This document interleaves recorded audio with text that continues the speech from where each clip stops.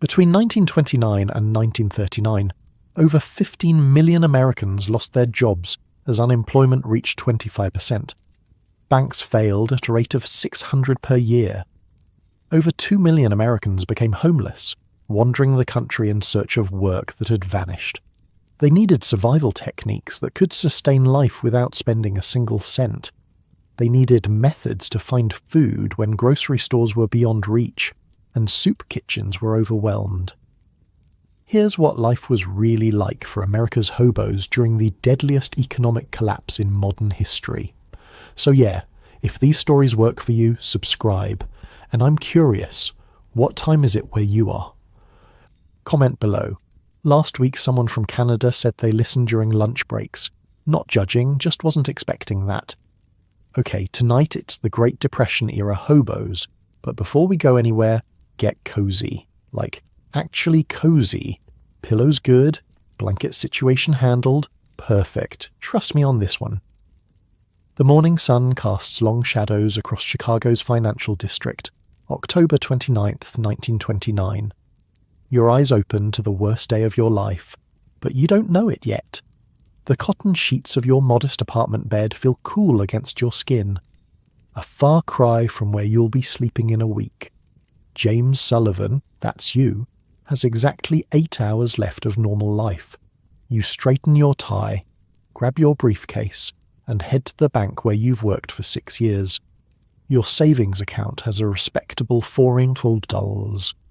Your rent is paid through November. You have a girl you're thinking about proposing to. By sunset, none of that will matter. Black Tuesday, they'll call it later.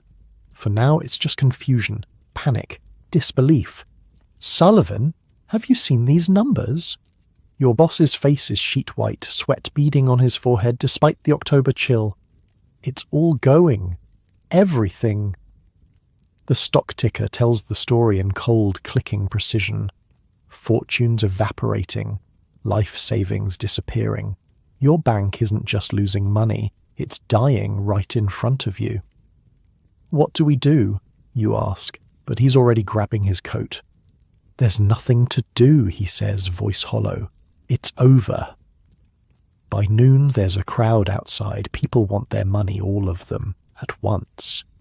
The math is simple and brutal. There isn't enough. Not even close. I'm sorry, sir, the bank is temporarily closed, you tell an elderly man who's shaking with rage or fear or both. That's my life in there, he shouts. And you have no answer because yours is in there too. 2 weeks later, you're sitting on your apartment stoop with a small suitcase. The eviction notice is crumpled in your pocket. Your fiancée that would have been has already left town to move back with her parents. This is happening everywhere, to everyone. You're not special. You heading west? Asks a man sitting next to you, a stranger with weathered skin and calm eyes. He doesn't look homeless, but there's something about him, like he's seen this before. I don't know where I'm heading, you admit. Name's Jack, he says, offering a hand that's calloused but clean. Some folks call me Frying Pan Jack. Been riding the rails since 25. You look like you could use some schooling. And that's how James Boston Jim Sullivan, former bank teller now homeless, gets his first lesson in hobo survival. The thing about becoming a hobo in 1929 is this: you're not alone. These streets are filling with former businessmen, factory workers, teachers, people who did everything right until right stopped working. First rule, Jack says as you walk together toward the rail yard, forget everything you think you know about surviving. Money's worthless if you don't have any, and you don't. Your stomach growls, emphasizing his point. You haven't eaten since yesterday morning. You're thinking about food wrong, Jack tells you. Everyone is. They're looking at grocery stores and restaurants as places to buy food. We see them as places that throw away food. Perfectly good food. I know what you're thinking. Dumpster diving. Gross. But here's where it gets interesting. This isn't random scavenging, this is a system, a science, what Jack calls dumpster archaeology. Bakeries dump day-old bread at 6 a.m. sharp, he explains, pulling out a hand-drawn chart marked with times and locations. It's more detailed than some military operations. Restaurants scrape plates between 2 and 4 p.m. and 9 and 11 p.m. Grocery stores discard produce every Tuesday and Friday at closing. You're stunned at the precision.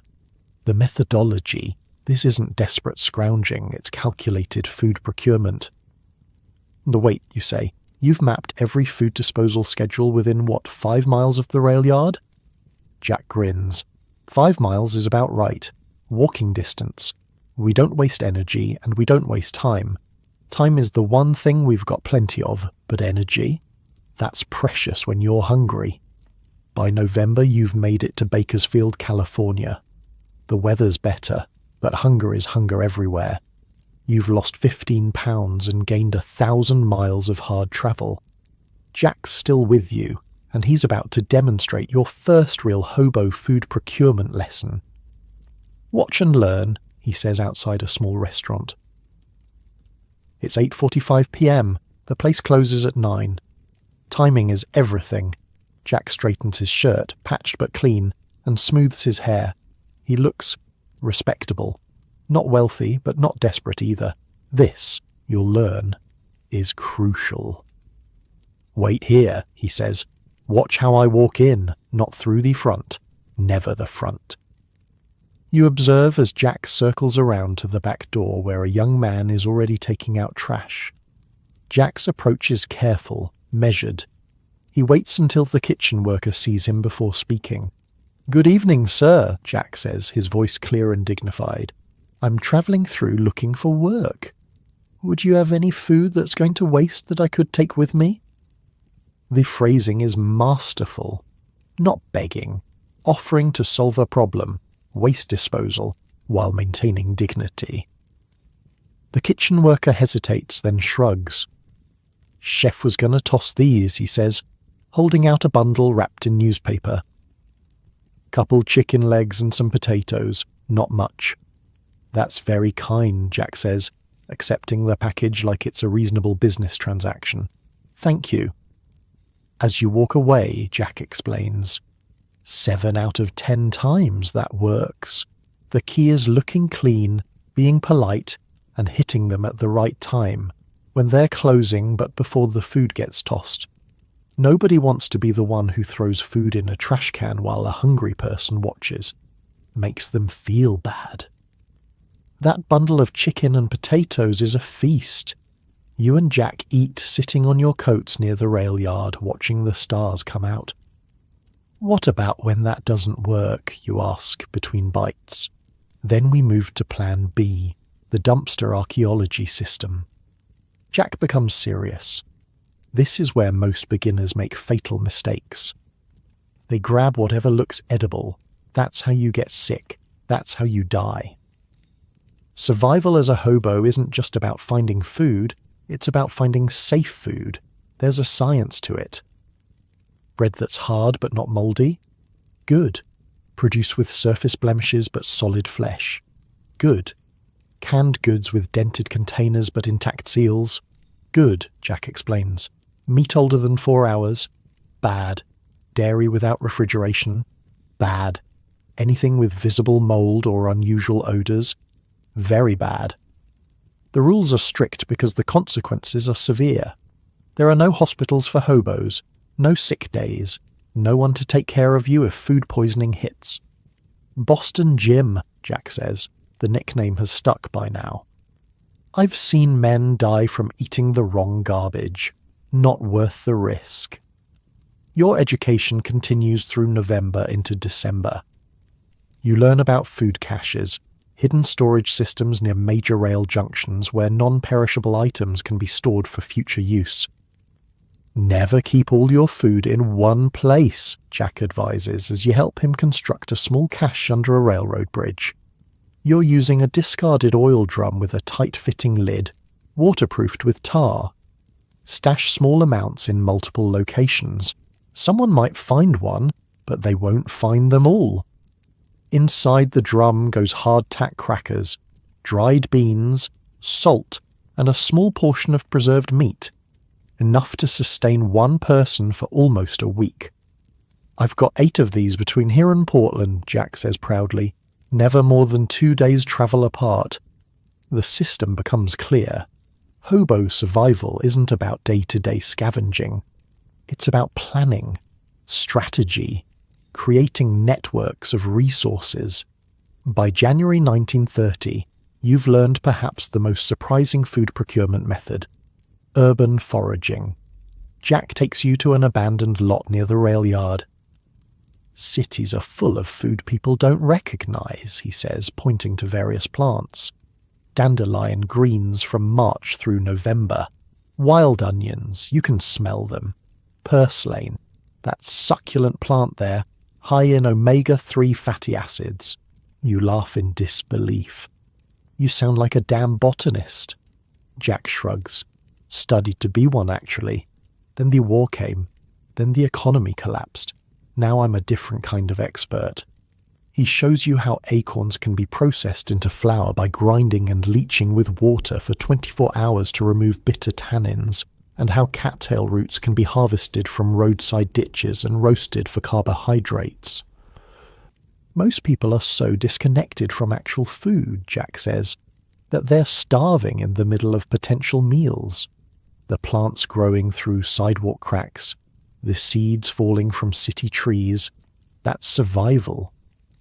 February brings you to your first hobo jungle, the name for encampments near rail yards where travellers gather. Here you witness the pinnacle of hobo food preparation, the Mulligan stew system. In a clearing surrounded by makeshift shelters, a group of about 10 men and 2 women are gathered around a large pot, a discarded oil drum with the top cut off. Everyone has contributed something: wilted vegetables, a handful of beans, a few potatoes, a small piece of meat of questionable origin. "Mulligan stew," Jack explains. "Community cooking. Everyone puts in what they've got, everyone gets a portion. It's democracy in a pot." The cooking process is methodical. A low fire maintained for 3 hours, stirred every 15 minutes to prevent burning. The aroma is surprisingly good, and when your portion comes, measured carefully according to what you contributed, it's the most satisfying meal you've had in months. "How do you prevent someone from just taking more than their share?" you ask an older hobo who seems to be supervising the distribution. "Try it and find out," he says with a smile that doesn't reach his eyes. Hobo justice is swift. You steal food from hungry men, you won't be welcome in any jungle from here to New York. Word travels on the rails faster than the trains themselves. And that's when you begin to understand the most critical aspect of hobo survival. It's not just about individual techniques, it's about community, systems, collective knowledge passed from veteran to newcomer. As March arrives, you've mastered the basics of food procurement. You can identify which restaurants are likely to be generous at closing time. You know which dumpsters are safe and when they're filled. You can spot edible plants in vacant lots that most people walk past without a second glance. "You're getting good at this, Boston Jim," Jack says one evening as you share a meal of foraged greens and salvaged bread. "But food's just the beginning. Winter's ending, which means we can start thinking about more permanent shelter. And I know just the man to teach you." "Who's that?" you ask. "They call him Boxcar Willie, best shelter builder on the Western Rails. Last I heard, he was down in Fresno, building a place that could withstand anything short of a tornado." "When do we leave?" Jack grins. "First train heading south after midnight. Speaking of which, I suppose it's time you learned proper train hopping technique too." Your stomach tightens with anxiety. You've ridden a few trains with Jack already, but always with his guidance, always on slow-moving locals that were easy to board and exit. "Don't worry," he says, reading your expression. "We'll start small, but by the time we reach Willie, you'll know enough to stay alive on the rails." As you prepare your few possessions for travel, you reflect on how much your life has changed in just a few months. From bank teller to hobo, From someone who worried about stock prices to someone who can spot edible plants in an empty lot. From a man who feared the shame of poverty to someone who understands there's dignity in survival. The sun sets over Bakersfield, and you find yourself oddly at peace. Hungry, yes. Homeless, certainly. But no longer helpless. Jack has given you something more valuable than food. He's given you a system for finding it yourself. Tomorrow you'll head south to learn about shelter from Boxcar Willie. But tonight, with a full stomach and a plan for tomorrow, you sleep better than any former banker has a right to in these hardest of times. The hobo way isn't just about surviving. It's about surviving with purpose, with knowledge, with community. And as you drift off to sleep, the distant whistle of a southbound freight calls to you like a promise. There are more lessons ahead, more systems to master. But for now, your belly is full, and the stars above the rail yard shine like silver dimes scattered across the heavens.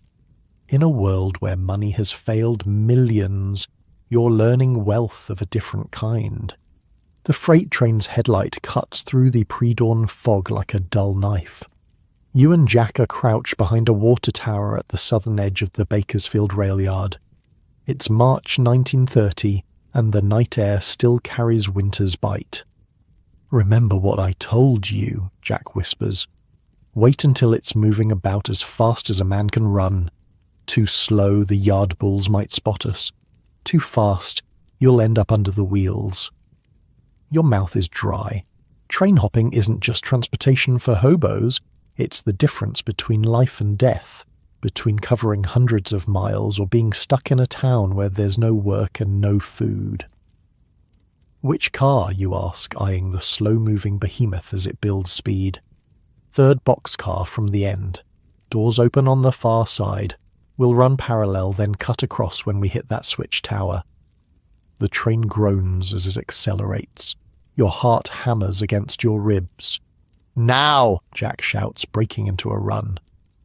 You follow, legs pumping, eyes fixed on the passing boxcars.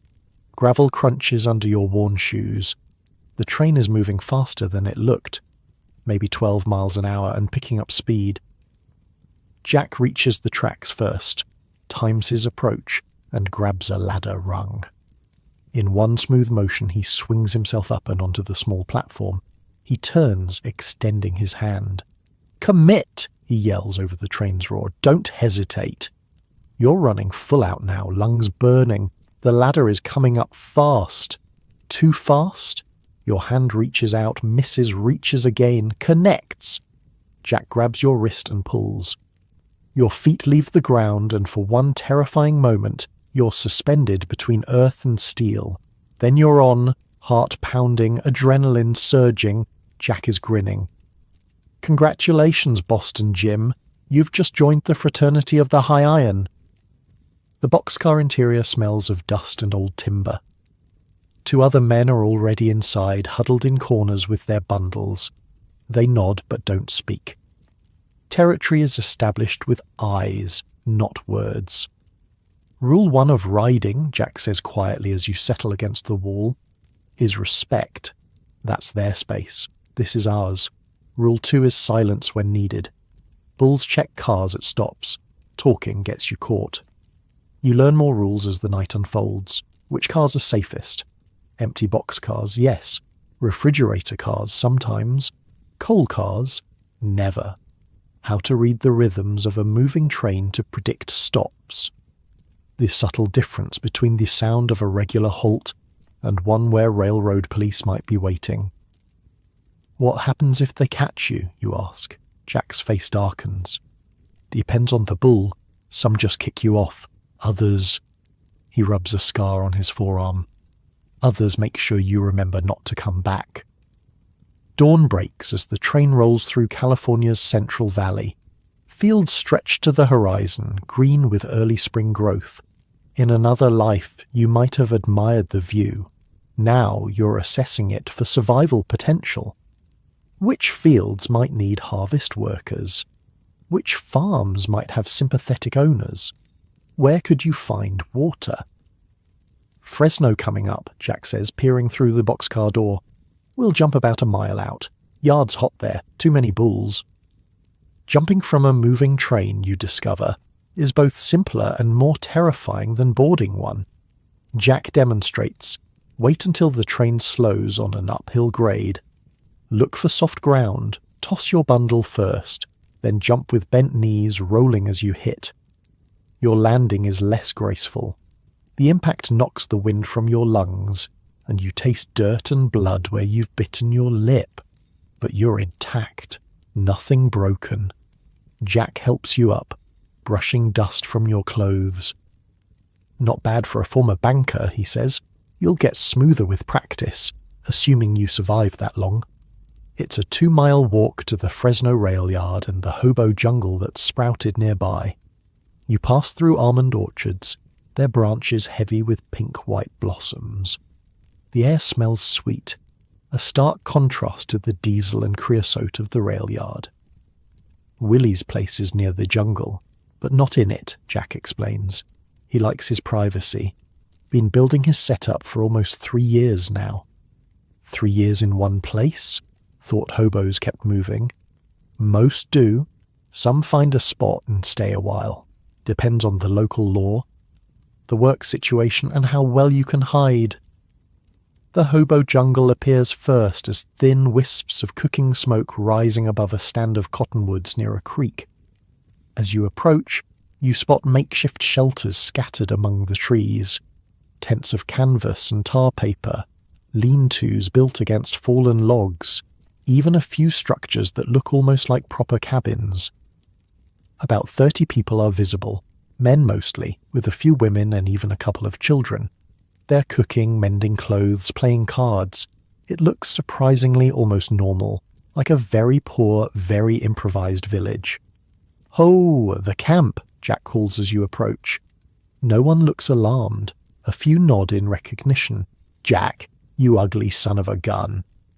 A tall man with a grey-streaked beard strides forward. "Thought you were headed to Seattle."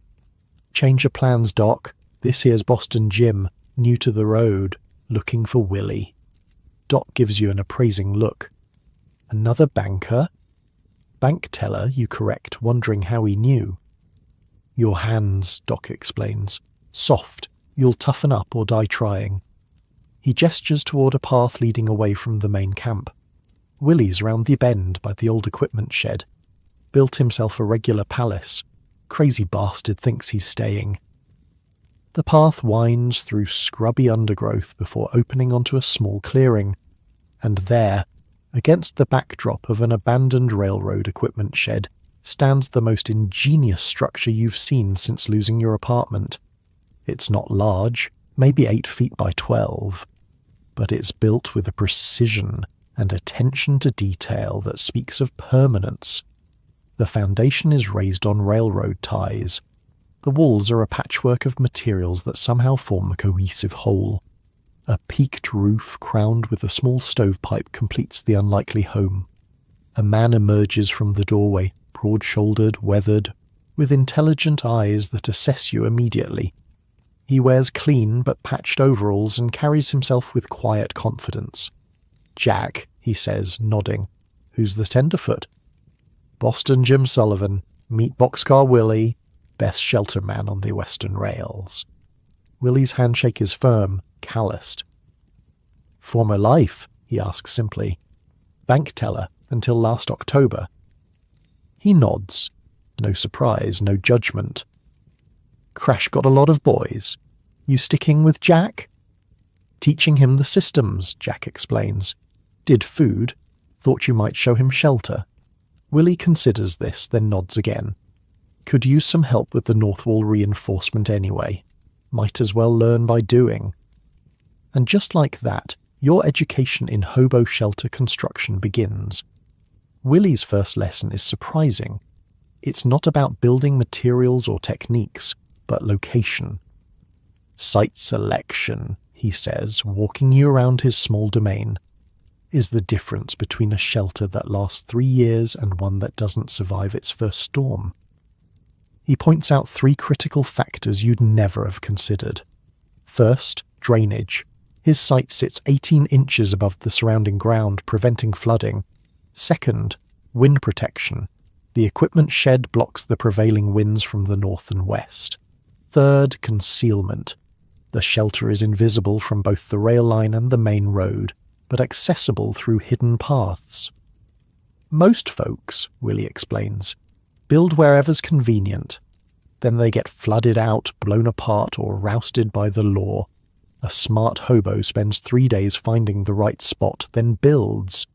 A dumb one spends 3 hours building, then loses everything in the first rain. The foundation, you learn, is equally critical. Willie has arranged railroad ties in a rectangular frame, with smaller pieces of wood and metal filling the gaps. This raises the living space above ground moisture and provides storage underneath. Watch for vermin, he warns. Rats love under-shelter spaces. I keep my food in metal containers and hang them from the center beam. Rats can't climb smooth metal.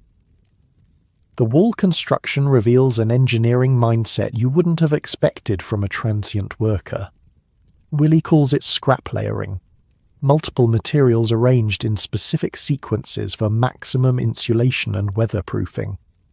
In a layer, he demonstrates, peeling back a section of wall, is flattened cardboard boxes, overlapped like shingles to shed water that gets through the outer layers. The middle layer uses newspaper and rags stuffed into gaps for insulation. The outer layer combines sheet metal, tar paper, and canvas, all salvaged from construction sites and dumps. "You collecting stuff for these walls?" a passing hobo calls out, seeing you and Willie examining discarded materials near the rail yard that afternoon. "Teaching the banker about thermal management," Willie replies. "Banker?" the man laughs. "Good luck. Those boys couldn't build a sandwich, let alone a shelter." "I was just a teller," you protest, but he's already walking away. "Don't mind Hanover," Willie says. "Lost his farm to a bank foreclosure. Still sore about it." "Were you always a builder?" you ask as you help him carry a sheet of corrugated metal back to the shelter site. Willie's expression shifts subtly. "Engineer, actually. Denver Pacific Railroad. Designed bridges and trestles from Colorado to California." He pauses. Then the consolidation came. Southern Pacific bought the line, brought in their own people. 22 years of service. Ended with a handshake and 2 weeks' pay. "Christ," you mutter. "What year was that?" 26. Before the big crash. "I was just ahead of the curve." He taps the metal sheet. "Now I build smaller projects." Over the next week, you help Willie reinforce his north wall against the coming spring storms. The work is methodical, precise. Every material has a purpose. Every technique addresses a specific challenge: water penetration, heat loss, structural integrity.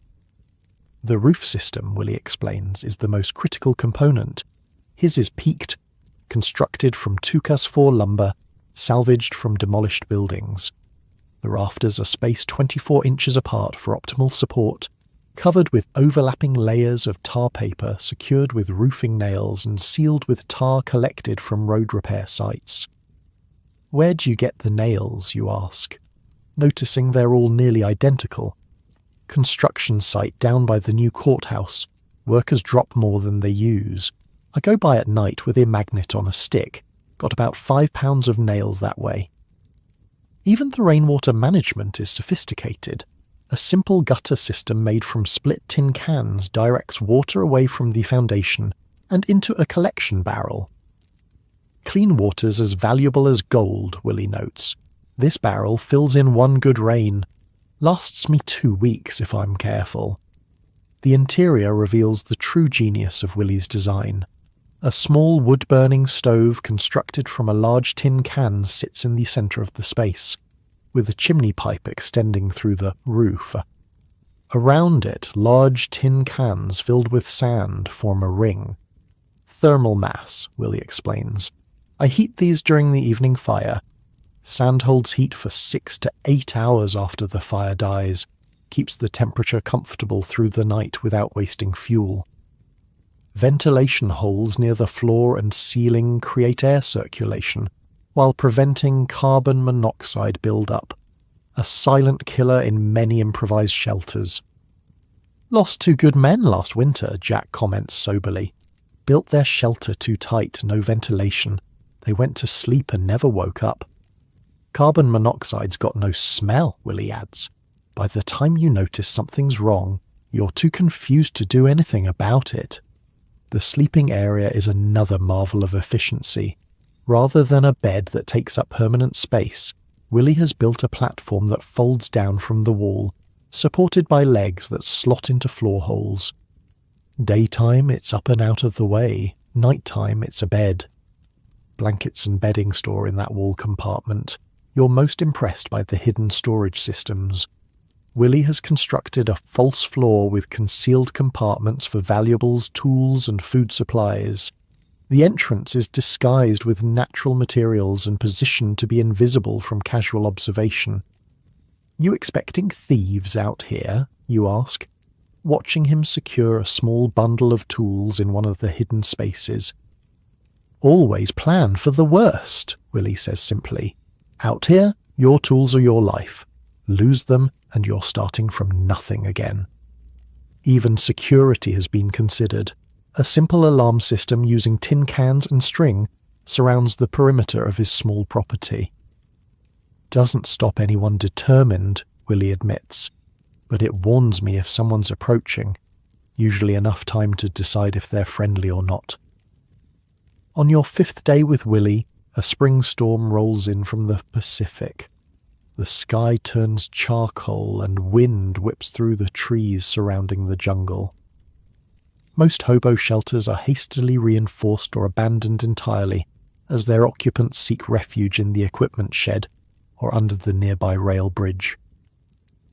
Willie watches the approaching storm with calm interest. Good test for our north wall reinforcement. Inside his shelter, the contrast with the chaos outside is startling. While rain hammers the roof and wind howls round the corners, the interior remains dry and surprisingly warm. The stove glows red, heating the sand-filled cans. The air smells of pine from the burning scrap wood. "Not bad," Jack says, sprawled on a bench built into the wall. "Not bad at all, Willie." You find yourself agreeing. The tiny shelter feels more secure than your old apartment building during a storm. More thought has gone into every square inch of this place than most conventional homes. "Ever think about going back?" you ask Willie as the storm rages. "Using your engineering skills again, I mean." Willie's laugh is without bitterness. "Who's hiring 50-year-old engineers when college boys will work for half the pay? Nah, this is my life now." He gestures around the shelter. "Besides, I still am engineering, just with different materials." The storm continues through the night. You sleep better than you have in months, the combination of physical labour and secure shelter producing a deep, restful slumber. In the morning you step outside to survey the damage. The hobo jungle has been hit hard. Several shelters are collapsed entirely. Others lean drunkenly, their hasty construction no match for the wind and rain. People are already rebuilding, salvaging what materials they can. Willie's shelter stands untouched, not even a leak. "That's the difference," Jack says, coming to stand beside you. "Systems versus shortcuts. Most of these folks will rebuild the same way. Get knocked down by the next storm and rebuild again. Willie built once, built right, and sleeps dry every night." Later that day, after helping several jungle residents recover materials from their damaged shelters, Willie takes you on a tour of the more sophisticated community structures in the main camp. The communal kitchen is impressively organised. A cooking area protected by a tarpaulin roof, with a clay oven built into a small hillside.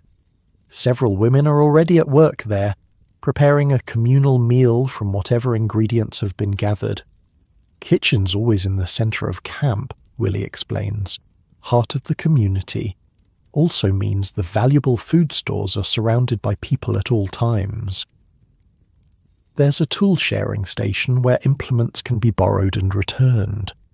An improvised message board made from a salvaged cabinet door displays information about local work opportunities, warnings about hostile police or railroad bulls, and notices about which towns are hobo-friendly and which should be avoided. The most impressive community feature is the water purification system, a series of barrels through which rainwater and creek water pass, filtered through layers of sand, charcoal and fabric. Doc's design, Willie explains. He was a medic in the war. Says most hobo sickness comes from bad water. This system's cut illness into camp by half, he figures. As evening approaches, you help Willie seal the final sections of his reinforced north wall. The work is satisfying in a way your bank job never was. Immediate, tangible, directly connected to survival. You're a quick study, Willie says as you apply the last of the tar to seal a seam. Engineer in another life? Just a teller, you reply, but I'm learning.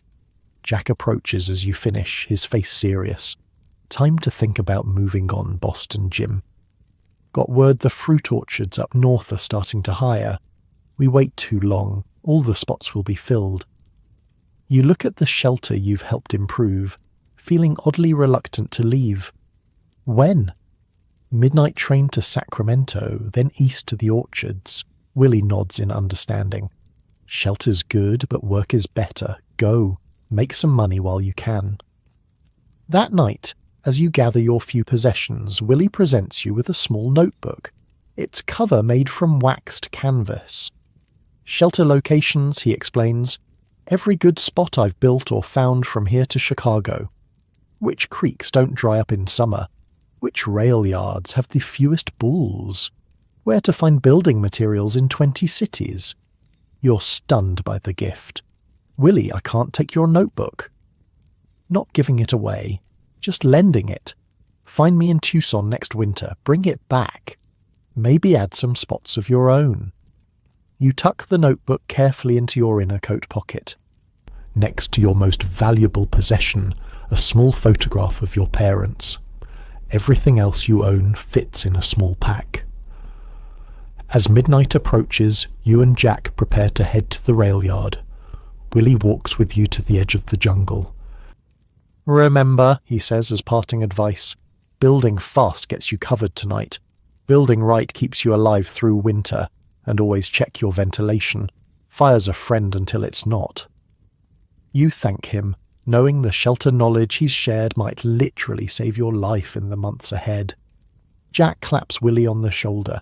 See you down the line, you crazy builder. Stay off the high iron in lightning, Willie replies, a hobo farewell that doubles as practical advice. As you walk toward the rail yard under a clearing sky filled with stars, you reflect on how much you've learned in such a short time. From food procurement with Jack to shelter construction with Willie, you're acquiring survival systems that work without money, without conventional resources. Where to next? You ask Jack as the lights of the rail yard come into view. North to the orchards for work, he says, then east. I know a fellow in Kansas City, Railroad Pete, best trained man on the lines. If you think what you've learned so far is something, wait till you see Pete's transportation network. Man can get from coast to coast without spending a dime or getting caught once.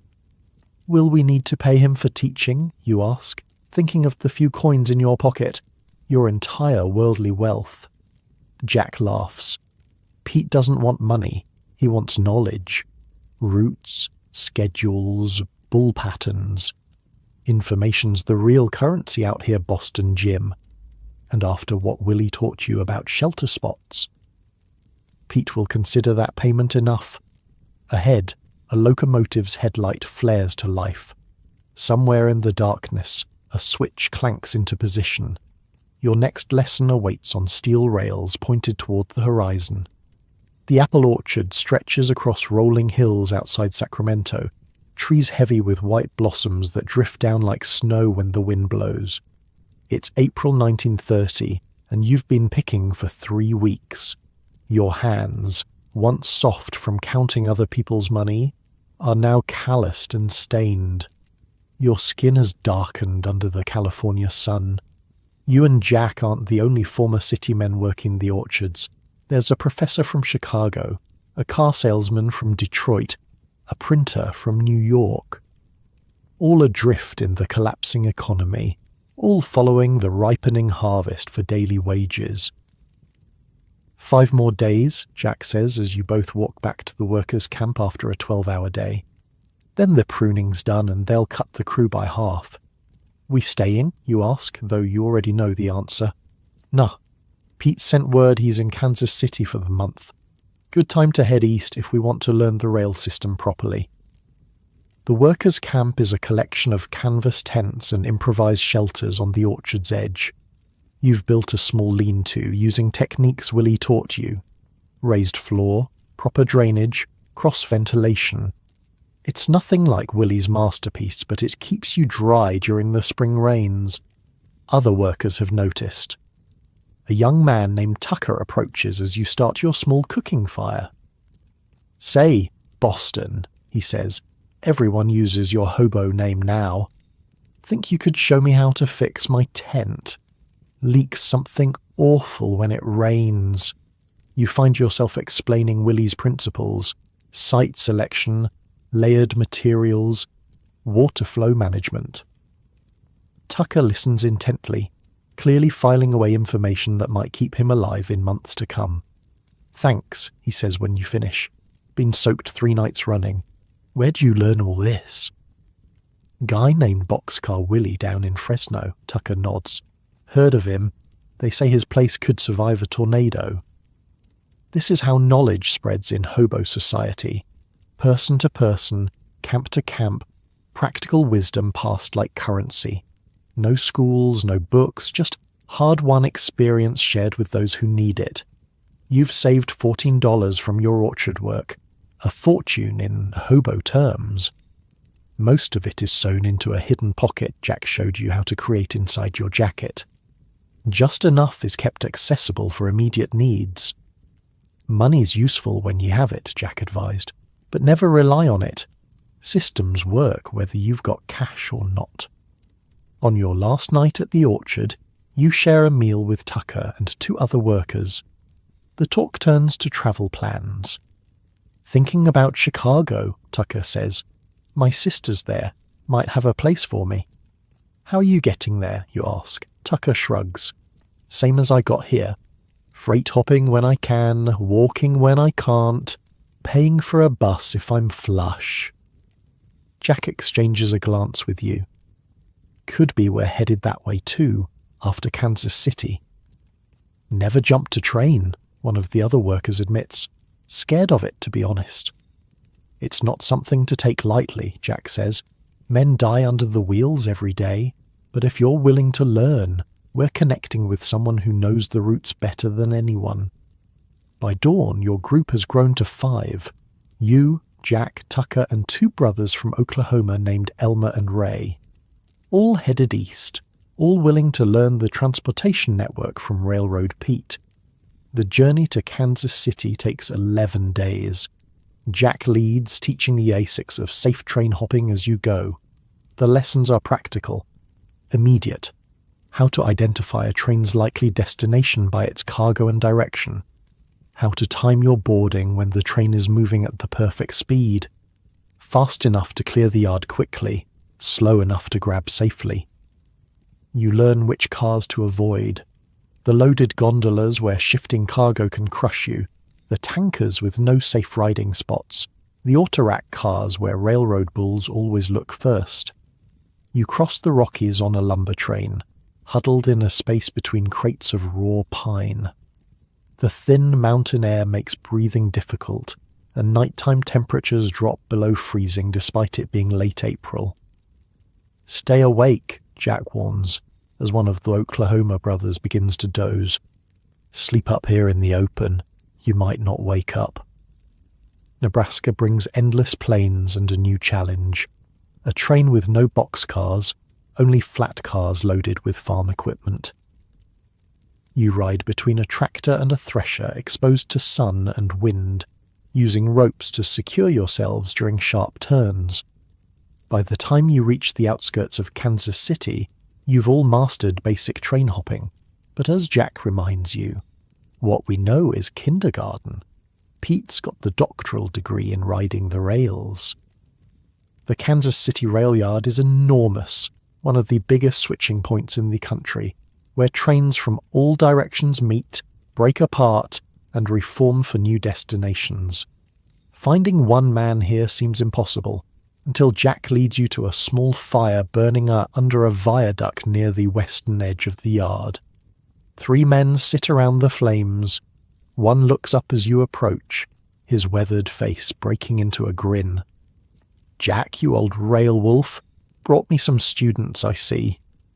Railroad Pete doesn't look like a master of anything. He's small, maybe 5'6", with a thin frame and clothes that have seen better decades. But his eyes, sharp, alert, missing nothing, suggest a different story. Boston Jim, Jack introduces you. Former banker, quick learner. Banker, huh?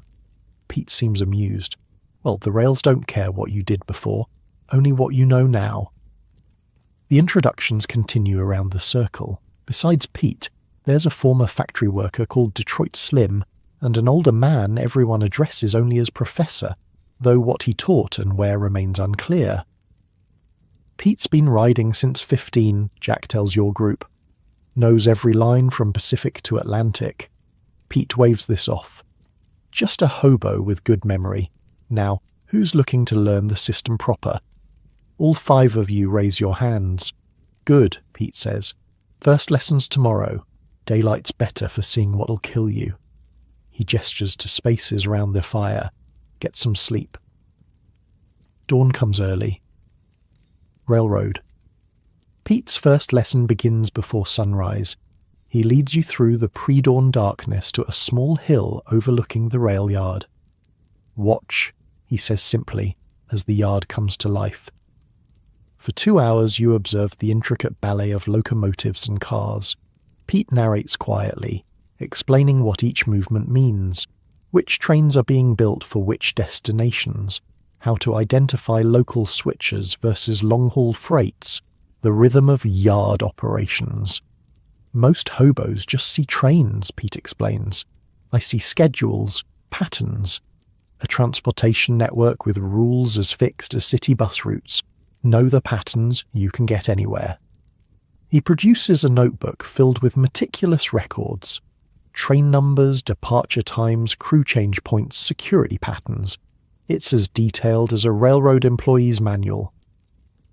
Westbound freights leave Kansas City at 6:15 a.m., 2:30 p.m., and 11:45 p.m. daily, he explains.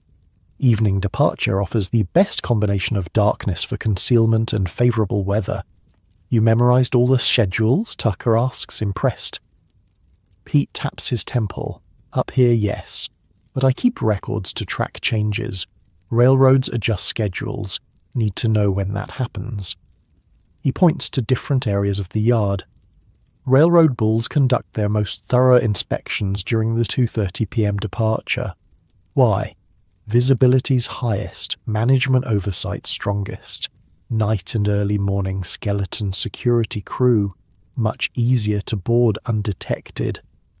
The level of detail in Pete's knowledge is staggering. He knows which yard supervisors are likely to look the other way and which will call the police. Which crews check their trains thoroughly before departure, and which do cursory inspections. Information, Pete says, is the difference between riding safely to your destination and getting caught, or worse. After breakfast, a simple meal of coffee and bread shared around the morning fire, Pete moves to the next lesson, car selection. Most dangerous decision you'll make, he says bluntly. Choose wrong, you die. Simple as that. You walk along the edge of the yard as Pete points out different car types, explaining their characteristics. Empty box cars are best. Protection from weather, good places to hide, level floor for sleeping. Problem is, they're also first-place bulls, look. Grain hoppers offer concealment but expose you to dust and temperature extremes. Plus, grain dust can suffocate you in tunnels. Gondolas seem good until it rains. Then there are bathtubs with you floating in them. Flat cars with machinery give hiding spots but no protection from elements. The most surprising recommendation comes when Pete points to a line of loaded flat cars carrying heavy equipment.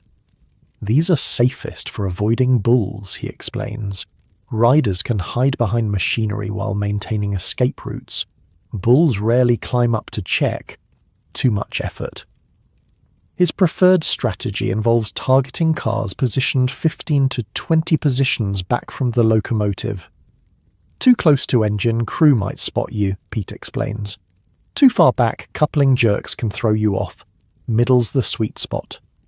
Refrigerator cars, reefers in hobo parlance, earn special mention. When empty, they're ideal. Good ventilation, insulated against temperature, and minimal railroad supervision because they're not carrying expensive cargo anymore. The education continues throughout the day, moving from car selection to boarding techniques. Here, Pete is deadly serious. This is where men die, he says. Every year, thousands of hobos end up under the wheels. One mistake is all it takes. The technique is specific. Wait until the train reaches 8 to 12 miles per hour. Fast enough that railroad security can't easily pursue on foot, but slow enough to board safely. Run alongside the selected car for 20 to 30 yards to match its speed. Grab the ladder rungs with both hands and pull yourself up in one smooth motion. Pete demonstrates on a slow-moving local, making it look effortless despite his age. When he returns, he has each of you describe the exact sequence back to him. Not something you get multiple attempts at, he reminds you. Practice in your mind until it's automatic. By late afternoon, the lessons shift to perhaps the most crucial skill, concealment once aboard.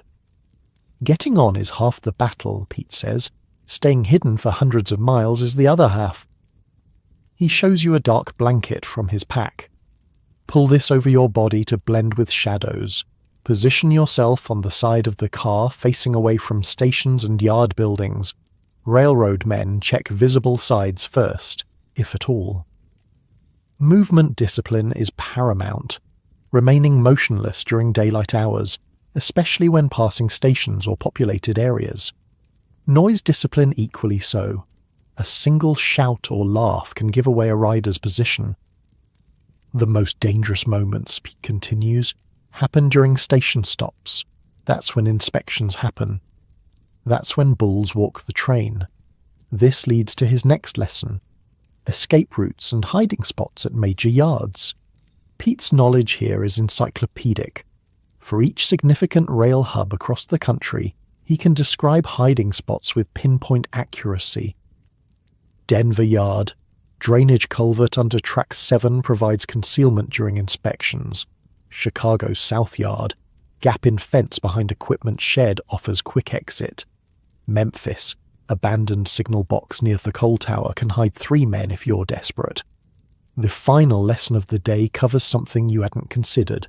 The physical demands of long-distance travel. Coast to coast is over 3,000 miles, Pete says. Takes planning. Food and water come first.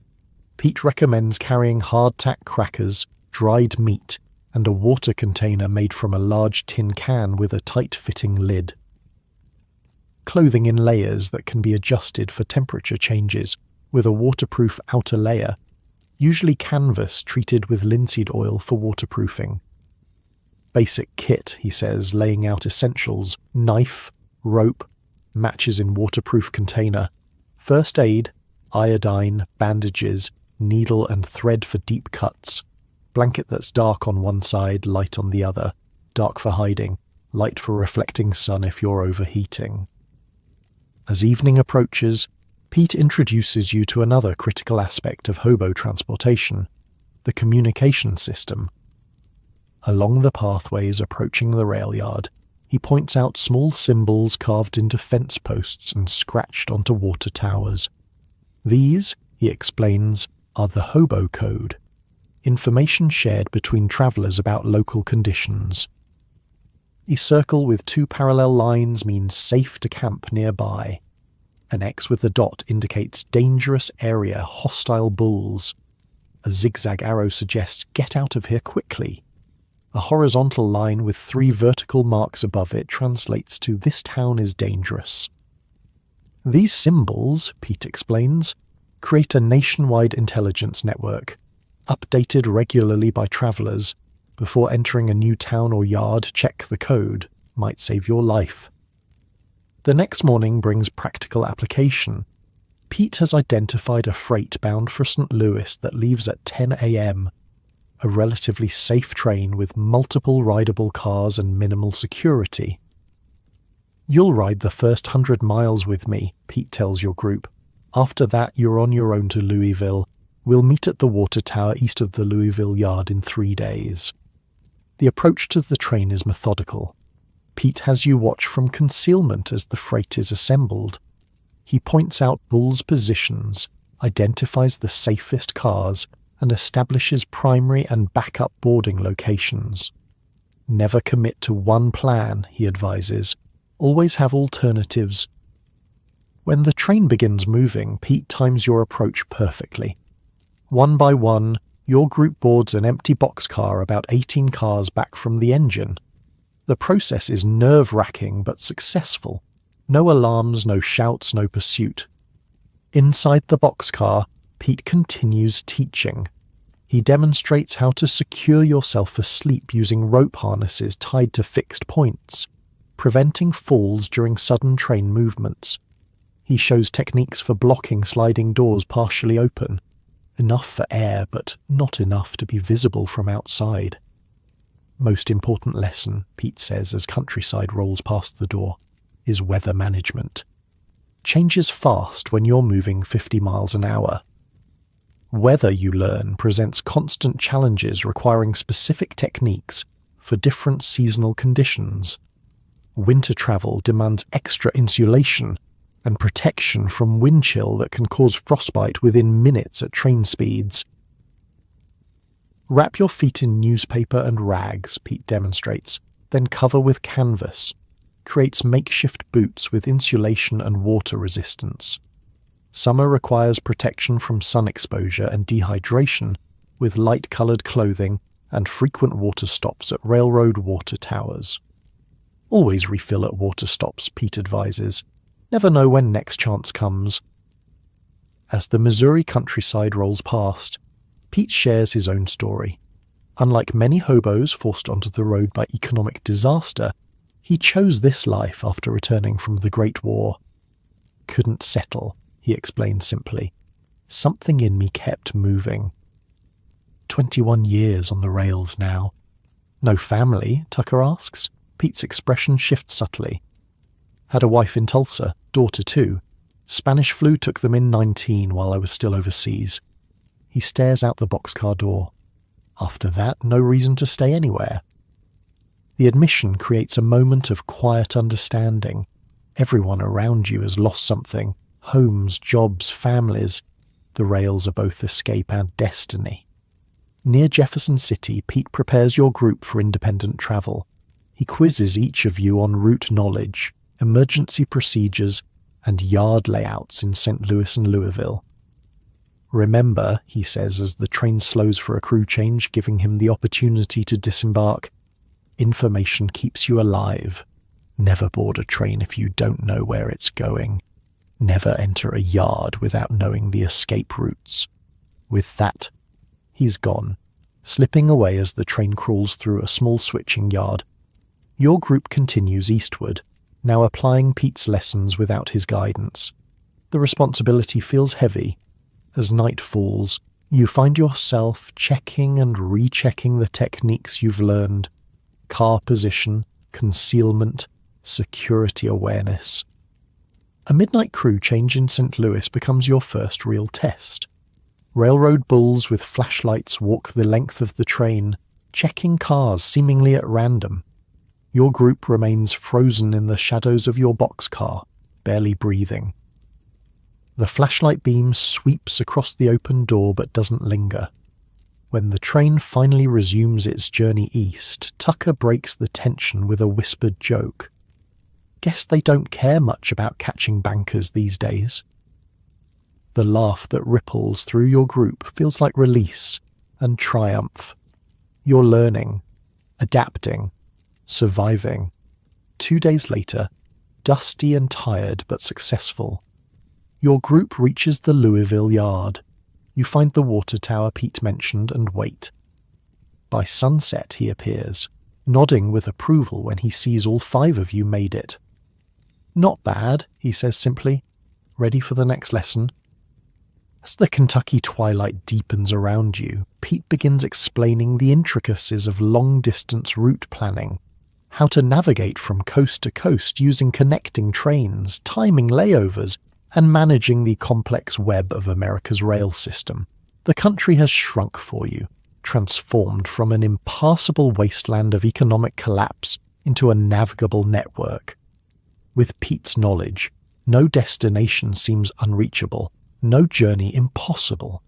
You think back to October, to the man you were, trapped in a failing bank watching your life collapse with the economy. That man couldn't imagine surviving a week without money. Now, months later, you understand what Jack told you that first night. Systems matter more than dollars. "Pay attention now," Pete says, spreading a hand-drawn map on the ground. "This here's how you get from anywhere to anywhere in America without a cent to your name." And under the stars, surrounded by men who've lost everything but their will to survive, you lean forward to learn the next lesson. Summer heat shimmers above the rail yard in Louisville as Pete completes your route planning lesson. It's June 1930, 8 months since you lost everything in the crash. Your skin is now deeply tanned, your once soft hands calloused, your city clothes replaced by durable workwear acquired through trade and occasional purchases. "Got word of something interesting," Pete tells your group the next morning. "Big jungle forming outside Spokane. Not just a camp, a real community. Organized. Run by a woman they call Mother Jones." "The labor organizer?" Tucker asks. Pete shakes his head. "Different Mother Jones. No relation far as I know. But she's building something worth seeing. Community systems, not just survival techniques." The prospect of heading west again doesn't appeal to everyone. The Oklahoma brothers, Elmer and Ray, decide to continue east toward New York. Tucker is torn between Chicago and his sister, or this new opportunity to learn. "What do you think, Boston?" Tucker asks you. "Worth checking out?" You look to Jack, who's been unusually quiet. "I know of her," Jack finally says. "Met her in Seattle 2 years back. Smart woman, practical, not a dreamer or a preacher. If she's building a community, it'll be one that works. That settles it for you and Tucker. 2 days later, you're westbound with Jack and Pete, leaving Louisville on a fast freight headed for St. Louis, where you'll connect with the northern route. The journey west is different this time. With Pete's guidance, you travel with a confidence that would have been unimaginable months ago. You know which trains to catch, which yards to avoid, how to time your movement through dangerous territories. "You're not green anymore," Jack observes one evening as you all share a meal beside the tracks in Nebraska. "Starting to look like a proper rail rider." "Still got banker written all over him," Pete jokes, but there's approval in his voice. The northwestern route takes you through Montana's spectacular landscapes, vast plains rising to meet distant mountains, valleys cut by rivers that flash silver in the summer sun. Despite the beauty, you're always aware of the human cost of the economic collapse. Every town shows signs of the Depression's grip. Closed businesses, makeshift shelters, lines for what little relief is available. At water stops, you encounter other travelers, many new to the road, still learning the harsh lessons of survival without money. "Was like that my first year," Pete says, watching a young family struggle to make shelter from canvas scraps near a water tower in Idaho. Difference is, there were fewer of us then. resources weren't so stretched. You've become a teacher now as well as a student, sharing food procurement techniques with a former accountant from Philadelphia, showing a young couple how to build a rain-resistant shelter using Willie's methods. This, you realize, is another aspect of hobo community. The constant transfer of survival knowledge from experience to novice. No schools, no books, just life-saving information passed person to person.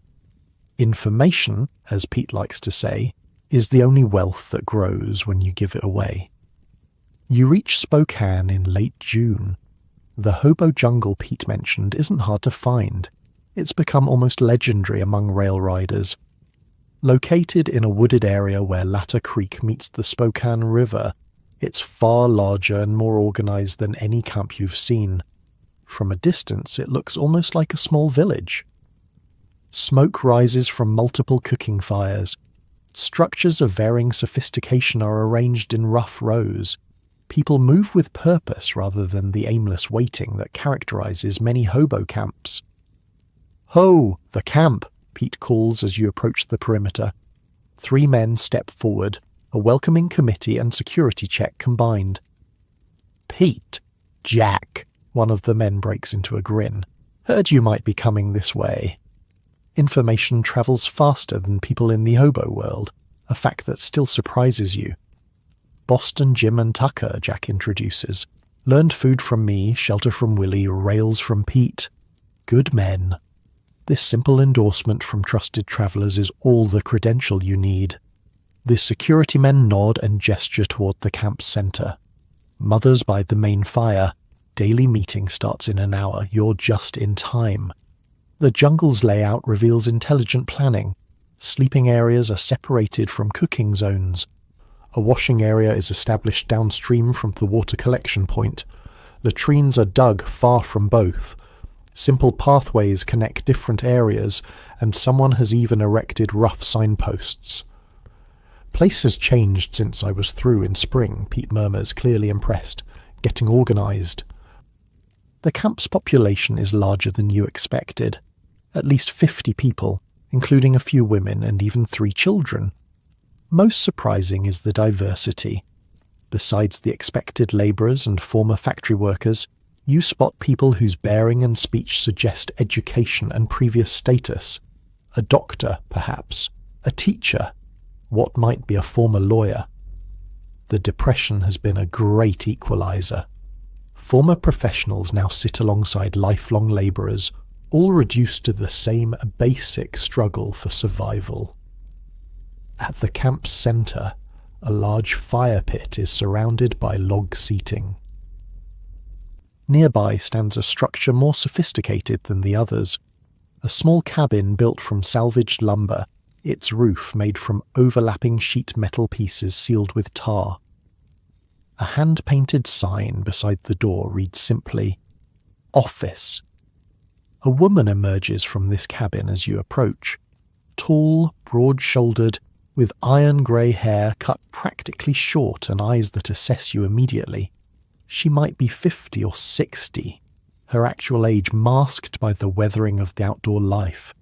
She carries herself with natural authority. "Mother Jones?" Pete says with a respectful nod. "Railroad Pete." She nods in return, then looks to Jack. "Frying pan. Been a while." 2 years, Jack confirms. "Seattle." "And these would be?" Her gaze shifts to you and Tucker. After introductions, Mother Jones gestures toward the cabin. "Meeting's in an hour. Come talk first." The cabin's interior is surprisingly organised. A table holds what appears to be camp records. Notebooks, hand-drawn maps, lists. Shelves made from fruit crates contain medical supplies, tools and books. Actual books. A rare sight in hobo camps. Most striking is a large canvas sheet hung on one wall, covered with names arranged in columns. "Skill inventory," Mother explains, seeing your interest. "Everyone who stays lists their skills, makes trading easier." She points to various sections: construction, medical, repair, food procurement, education, even entertainment. "Community needs all types," she says simply. Strong backs are valuable, but so are strong minds. Former banker, Jack says. You nod, wondering if this is a mark against you in a world where banks are despised for their role in the economic collapse. Good, she says unexpectedly. Need someone who understands numbers. Bookkeeper left for harvest work last week. And just like that, you have a role. Mother Jones explains the camp's basic structure as you all settle on wooden crates that serve as chairs. This isn't charity, she states firmly. Everyone contributes. Everyone benefits. 4 hours daily community work required from each person. Cooking, construction, security, gathering, whatever needs doing. She shows you a notebook tracking contributions. After 4 hours, you work for yourself, finding food, improving your shelter, earning trade goods.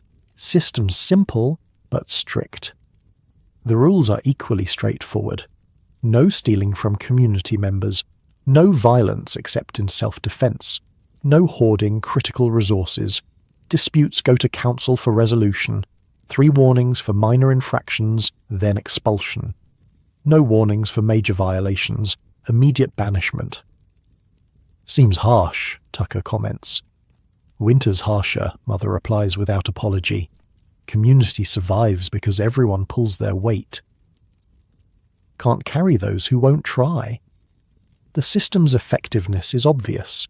Despite the desperate times, the camp has achieved a level of stability that would impress professional organisers.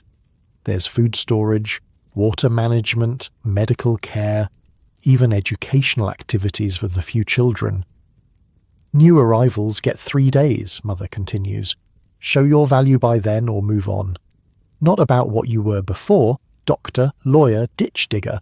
Doesn't matter. What can you contribute now? That's all that counts. As she speaks, a young man enters with a piece of paper. Message from Portland Jungle, he says. Cannery hiring starting Monday. 50 positions. Mother takes the note, reads it quickly. Confirmed? 2 sources. Came by different trains. She nods. Post it. Relay to Yakima and Missoula camps. After he leaves, she explains. Information network. Most valuable resource we have. Jobs. Railroad security changes. Town attitudes. Danger warnings. All shared between camps. How far does the network reach? Pete asks. Coast to coast now. Messages take time. Move at the speed of trains and travellers, but they move. Sacramento knows what's happening in Chicago within a week. The camp meeting proves even more revealing about the community's structure. Nearly everyone attends, gathering around the central fire as evening approaches. Mother Jones conducts proceedings with quiet efficiency, beginning with new arrivals, including your group, and moving through various reports. A man designated as food coordinator describes recent procurement successes and challenges. A woman in charge of water reports on purification efforts. A serious-looking fellow with a medical bag, introduced as Doc Peterson, provides a health update, including a warning about contaminated water in a creek 10 miles north. Most interesting is the information exchange. Travellers who've recently arrived share news from other regions. Which towns are hostile to hobos, which rail yards have increased security, where work might be found, what crops will need harvesting when. Idaho potatoes looking good, reports a sunburned man. They'll need pickers by August, paying 75 cents a day plus meals. This information is recorded in the community logbook, creating a constantly updated intelligence network that helps members find work and avoid danger. After the meeting, Mother Jones assigns you to help with the camp's record-keeping, tracking food stores, work contributions, and skill exchanges. Tucker, who worked as a carpenter before the crash, is directed to a shelter construction project. Rest today, she tells you both. Start tomorrow. Pete, Jack, staying or passing through? Might stay a spell, Pete says. Been on the move since spring. Jack nods agreement. Could use some still time. You're shown to an area where you can build temporary shelters. Several camp members offer materials and assistance, demonstrating the community's approach to new arrivals. You're not given shelter.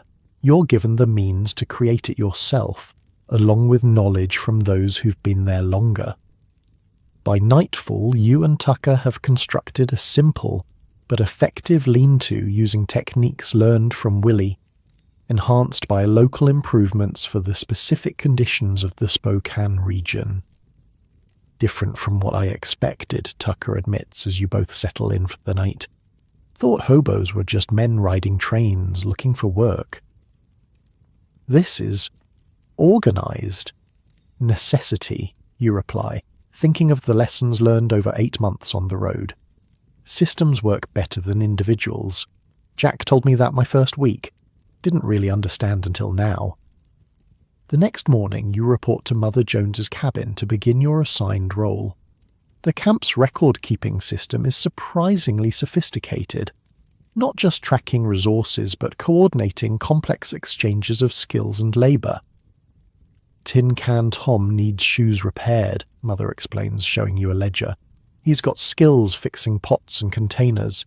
Doc Peterson needs his cooking pot fixed. Tom fixes Doc's pot. Doc repairs Tom's shoes. Everyone gets what they need without money changing hands.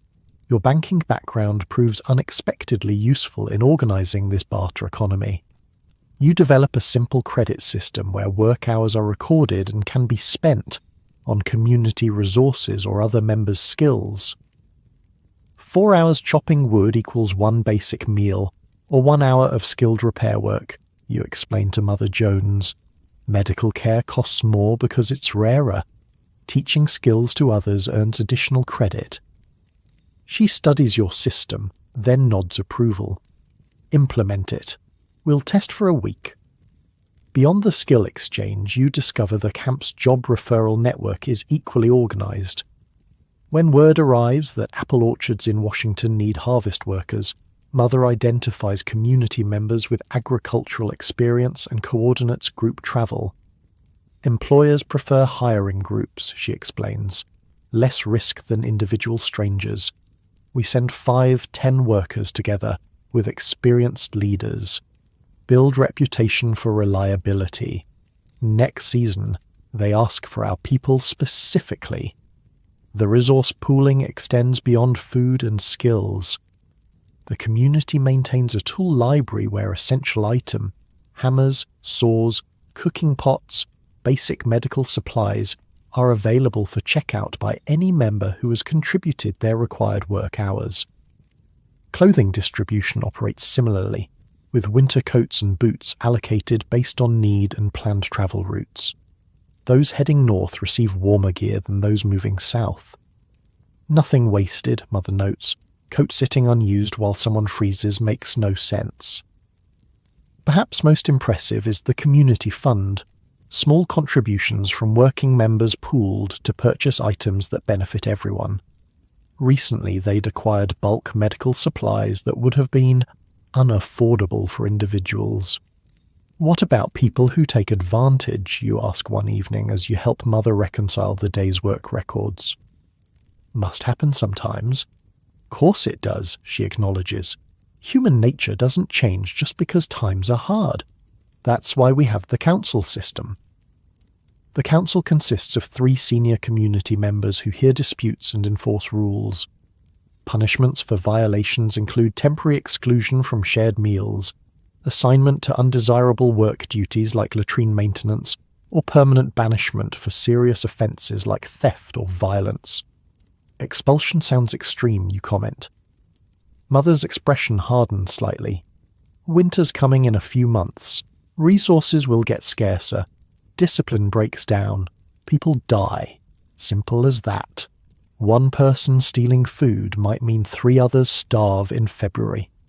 You witness the council in action when 2 men come to blows over a missing knife. Evidence is presented, witnesses questioned. The judgment is swift. The knife must be returned, and both men assigned to garbage detail for 3 days. Second offence means a week of garbage duty, the lead councilman warns. Third means you leave, permanently. The threat works because everyone understands the stark reality. Survival outside the community is significantly more difficult. The harsh discipline isn't arbitrary cruelty. It's necessary for collective survival.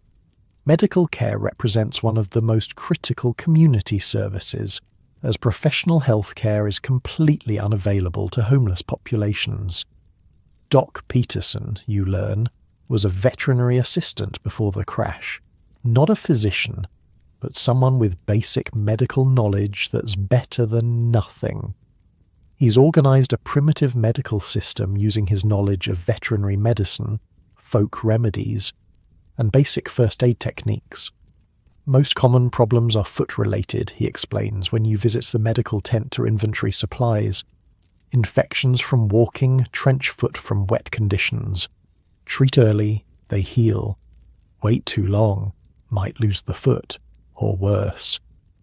He maintains a supply of medicinal plants gathered from local areas, willow bark for pain relief, echinacea for immune system support, plantain for wound treatment. When commercial medicines are available through purchase or trade, they are reserved for the most serious cases. Saved 3 lives last winter, Mother Jones tells you. 2 pneumonia, 1 infected wound. Would have died without community resources. No individual could have afforded the medicines. Security is another sophisticated system. Guard duty rotates among all able-bodied members, with specific protocols for dealing with railroad security, local law enforcement, and hostile civilians. Everyone does their shift, explains Watchman Mike, who coordinates the security rotation. 2 hours every 3rd day. Small price for safety. Guards are positioned at camp entrances and elevated observation points using simple signal systems, whistle patterns, hand signals, to alert the community to approaching threats. Emergency evacuation procedures ensure the camp can be abandoned quickly if necessary, with predetermined meeting points for regrouping. By your 3rd week in the Spokane jungle, you've fully integrated into the community. Your record-keeping system has been implemented, with adjustments based on practical experience. You've learned new survival skills from various members, each an expert in their domain. You've contributed to shelter improvements, food procurement, and information gathering. One evening, as you sit with Jack, Pete, and Tucker near the main fire, Jack makes an observation that strikes you deeply. Notice something, Boston? You haven't touched money in nearly a month, haven't needed it. It's true, the community's systems have provided everything necessary. Food, shelter, security, even medical care when you developed a nasty cough that Doc Peterson treated with herbs and honey. Different kind of economy, Pete adds, based on what matters. Skills, labour, knowledge, not pieces of paper that lose value overnight. Tucker, who's thrived in the carpentry role, nods agreement. My sister wrote from Chicago. Things are getting worse there. Soup lines stretching for blocks. People fighting over scraps. Here, everyone eats. Not feasting, Jack acknowledges, but surviving with dignity. That night, in your improved shelter, now a small but sturdy structure built using community-supplied materials in exchange for your record-keeping work, you reflect on the transformation of your understanding. When you lost everything in the crash, you thought poverty meant the end of security, of community, of meaning. What you've discovered instead is that money was only one system for organizing human cooperation, and perhaps not the most resilient one. The hobo communities have created alternative systems for food, shelter, transportation, healthcare, security, even justice that function without currency. Systems based on direct contribution, visible to all. Systems where wealth is measured in skills shared, work performed, knowledge passed on.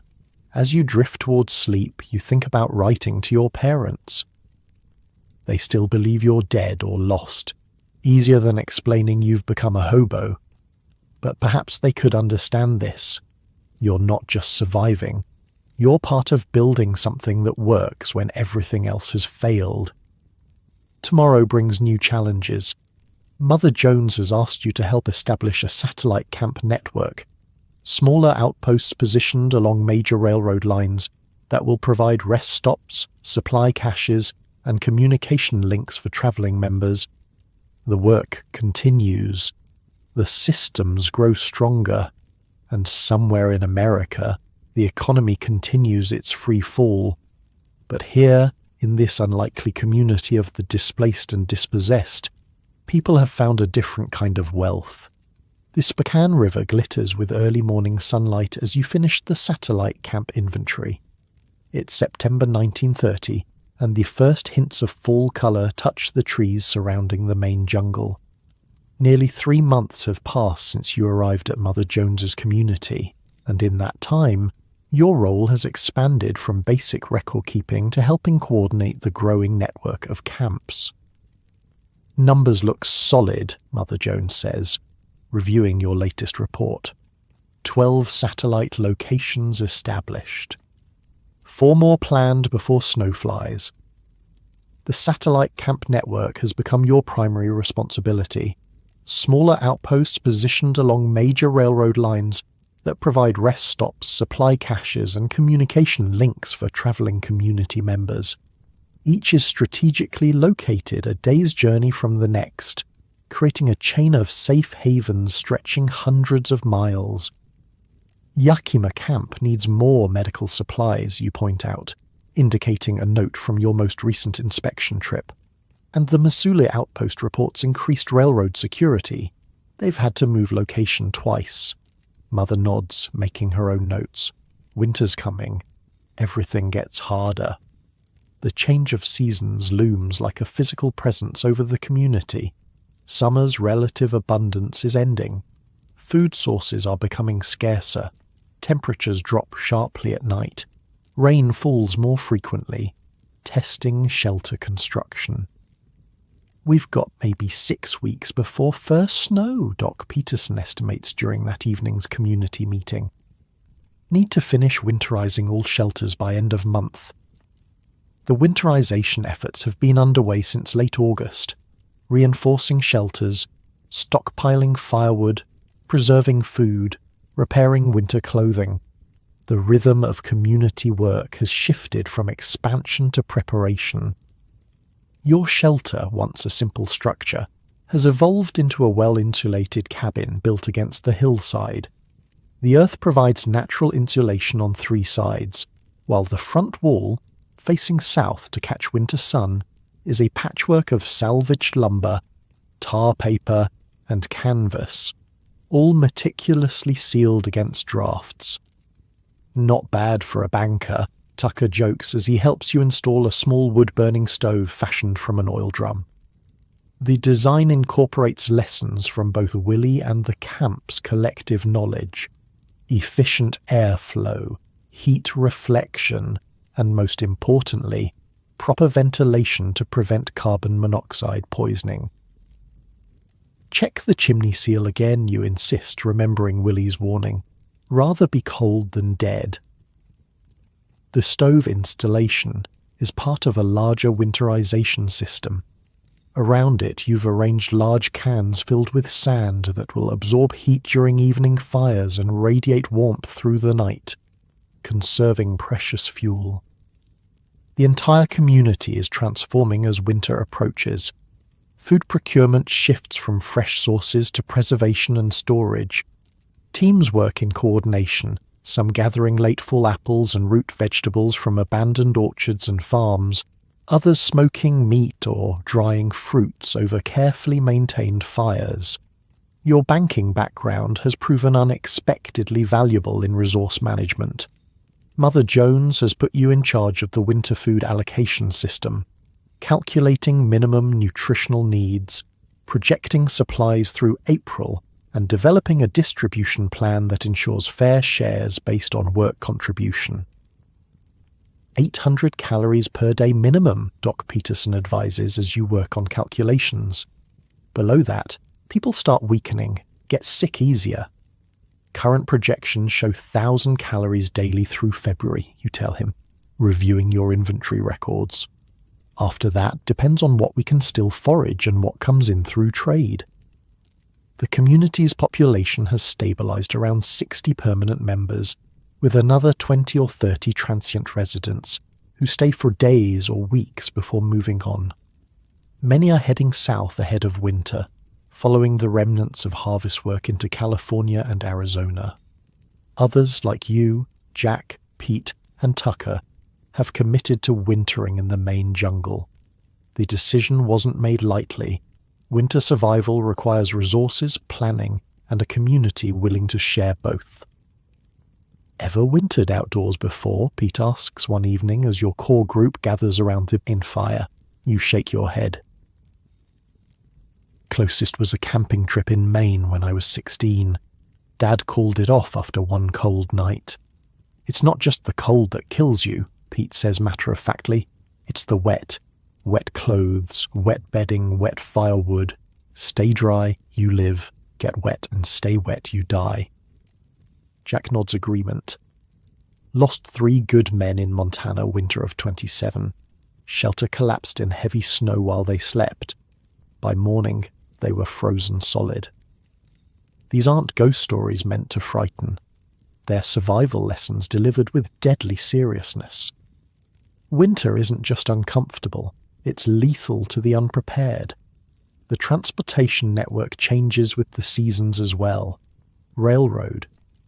Pete leads workshops on winter travel techniques, how to ride safely when ice coats ladder rungs, how to avoid freezing in open cars, which routes remain passable when snow blocks mountain passes.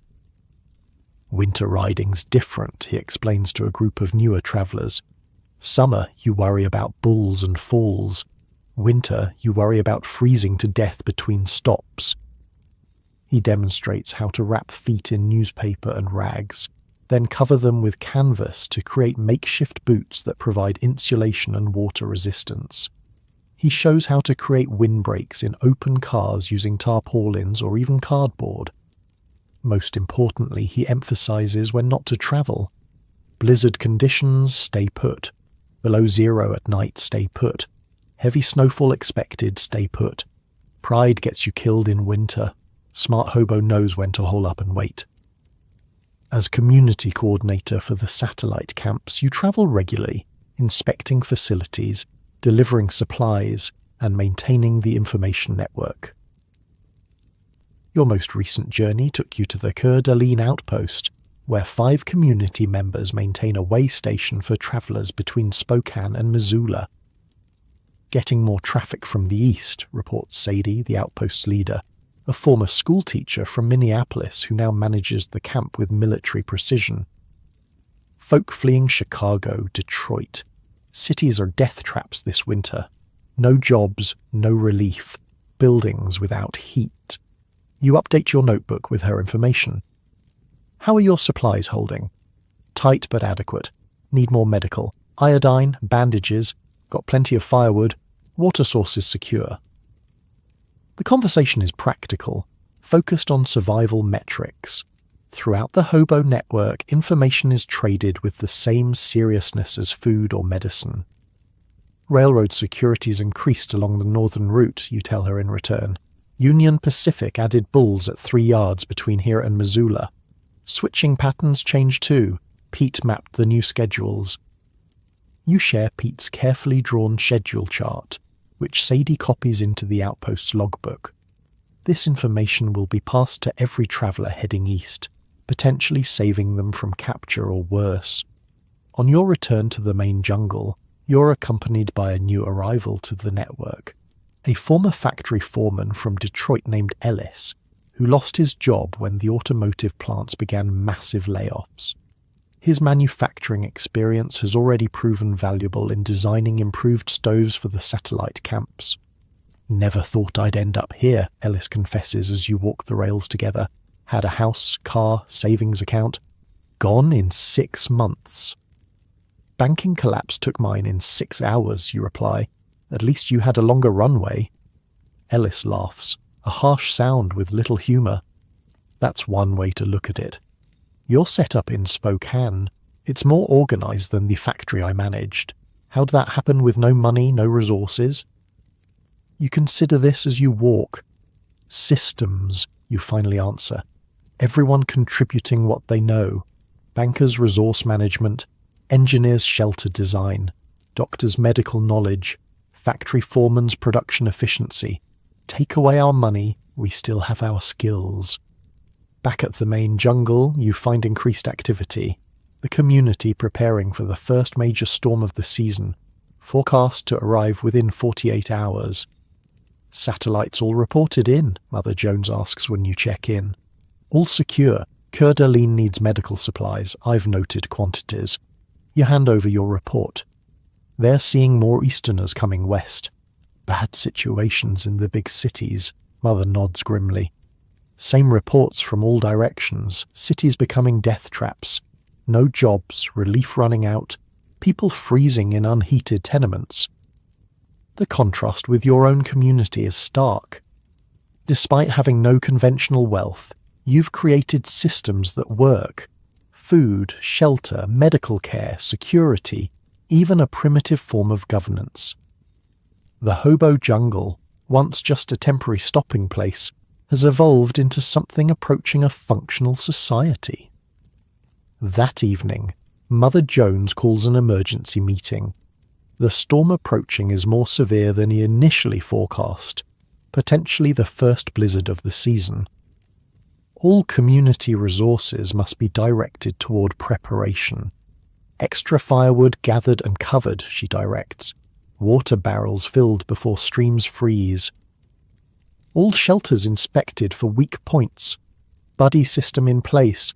Everyone checks on 2 neighbours, gets checked by 2 others. The community mobilises with practised efficiency. Work groups form spontaneously. Wood gathering teams, shelter inspection crews, food preparation units. There's no panic, just purposeful activity. You're assigned to coordinate the satellite camp communications, ensuring all outposts receive warning and preparation instructions. Tucker heads a shelter reinforcement team. Jack and Pete join a group setting up emergency shelters for any travellers caught in the open when the storm hits. By nightfall, the first snowflakes begin to fall. The wind rises, carrying a biting chill that cuts through inadequate clothing. Inside your shelter, the stove radiates welcome heat as you review your emergency protocols one final time. A knock at your door reveals Doc Peterson, making his rounds before the storm hits full force. Just checking supplies, he explains, entering and stomping snow from his boots. Everyone gets a basic medical kit tonight. Iodine, bandages, willow bark for pain and fever. He hands you a small packet wrapped in waxed paper. Keep it dry, keep it accessible. If someone gets hurt during the storm, help might not reach them quickly. The storm arrives with full fury around midnight, wind howling through the trees, snow driving horizontally, temperatures plummeting. Inside your shelter, the stove struggles against the cold, forcing you to feed it more precious wood than planned. Sleep comes in snatches, interrupted by the need to maintain the fire and check for snow buildup that might collapse the roof. During one such check, you spot a faint light moving through the blizzard, a lantern carried by the night watch, checking for travellers or community members caught outside. Morning brings an eerie stillness. The storm has paused temporarily, though dark clouds promise more to come. You open your door to a transformed landscape. Snow 2 feet deep in places, drifts twice that height against structures. The temperature is well below freezing, your breath creating clouds in the still air. The buddy system proves its worth immediately. 3 shelters have suffered damage. A collapsed section of roof, a door torn free by wind, a chimney blocked by snow. In each case, the assigned buddies discovered the problem before it became life-threatening. One outbuilding used for tool storage hasn't fared as well. Its roof has completely collapsed under the snow's weight. A work crew is already salvaging what they can, prioritizing items essential for survival. Could have been worse, Mother Jones observes as she makes her inspection rounds. Everyone accounted for, no serious injuries. Damage can be repaired. The storm's brief lull allows for essential work. Paths cleared between shelters, roofs reinforced against the coming snowfall, additional firewood gathered and distributed. By midday, when the blizzard resumes, the community is better prepared. The following 3 days establish a pattern, intense storm periods followed by brief clearings that allow for essential movement and work. The community adapts quickly, developing new systems for these conditions. Ropes strung between buildings prevent people from getting lost in whiteout conditions. Snow is collected and melted for water when reaching the river becomes dangerous. Food preparation shifts to a central location, where one large fire can serve many, conserving fuel. On the 4th day, as the storm finally breaks, a traveller arrives, half frozen and exhausted, having walked the final miles when his train stopped due to snowblock tracks. He's quickly brought to the medical tent where Doc Peterson treats him for frostbite and exposure. "Chicago's finished," the man reports when he's recovered enough to speak. No work, no food, no hope. People dying in the streets, cops beating anyone who complains. Came west looking for something better. His story is similar to others you've heard. Major cities collapsing under the Depression's weight, conventional support systems failing completely. The contrast with your community becomes even clearer. That evening, as you make your rounds checking on satellite camp communications, you find Tucker working on an improved snow shovel design. "Thinking about spring," he says unexpectedly. "Little early for that," you reply, gesturing toward the snow-covered landscape. "Winter's just starting," Tucker smiles. "Not planning to plant flowers. Planning to build." He shows you a rough sketch, an expanded community layout with additional structures, improved water management, even small garden plots. You're thinking long-term, you observe, beyond survival. "Way I see it, this crash isn't ending anytime soon. Might be years before there's regular work again. Maybe what we're building here isn't just temporary. Maybe it's a different way to live." The idea takes root in your mind. You've been focused on immediate survival for so long that thinking beyond the next season feels almost revolutionary. Yet the systems you've helped create aren't just stopgap measures. They're functional alternatives to conventional economics. Later, you discuss the concept with Mother Jones as you update the community records. Tucker's talking about permanence, you tell her, expanding beyond survival. She considers this without surprise. Natural progression. First you survive, then you start thinking about living. She gestures toward her records. "Why do you think I keep such detailed systems? This isn't just about getting through this winter, it's about creating something that lasts. A permanent hobo community? The idea still sounds strange to your ears. Call it what you want. Community that works without money. People contributing skills instead of trading dollars. Doesn't matter if the economy recovers tomorrow. What we've built here works." That night, as another storm gathers on the horizon, you review your journey from Boston Jim the displaced banker to community coordinator. In less than a year, you've mastered survival systems that would have seemed impossible in your previous life. Food procurement without money, shelter construction from waste materials, transportation networks using freight trains, and community support structures that function better than many conventional towns. The banking collapse that destroyed your old life has, ironically, helped create something potentially more durable. While the monetary economy continues its freefall, you've helped build alternative systems based on direct contribution, practical skills, and community cooperation. As you add another log to the stove and prepare for the coming storm, you wonder what your former banking colleagues would make of all this. They'd probably consider it primitive, desperate. They wouldn't see what you now recognize, that the hobo communities have created something the failed economy couldn't, a system that keeps people alive when everything else falls apart. Outside, the wind rises, carrying the first snowflakes of the new storm. Inside, the stove radiates steady heat. Your shelter stands solid against the elements. Your community prepares with calm efficiency. These aren't just survival techniques, they're the foundation of a different way of living. And as winter settles over the hobo jungle, you find yourself strangely at peace. The journey from bank teller to hobo hasn't been easy, but it's led to an unexpected destination. Not just survival, but a kind of freedom you never knew existed. The coldest January in 40 years. That's what the old-timers are saying as the hobo jungle struggles through the heart of winter. It's 1931, and your transformation from James Sullivan, bank teller, to Boston Jim, community coordinator, is complete. The calendar says you've been on the road for 15 months, but it feels like several lifetimes. Morning arrives with brutal clarity, 20 degrees below zero, according to the thermometer Doc Peterson salvaged from an abandoned ranger station. Inside your shelter, the stove has burned down to embers overnight despite your efforts to keep it fed.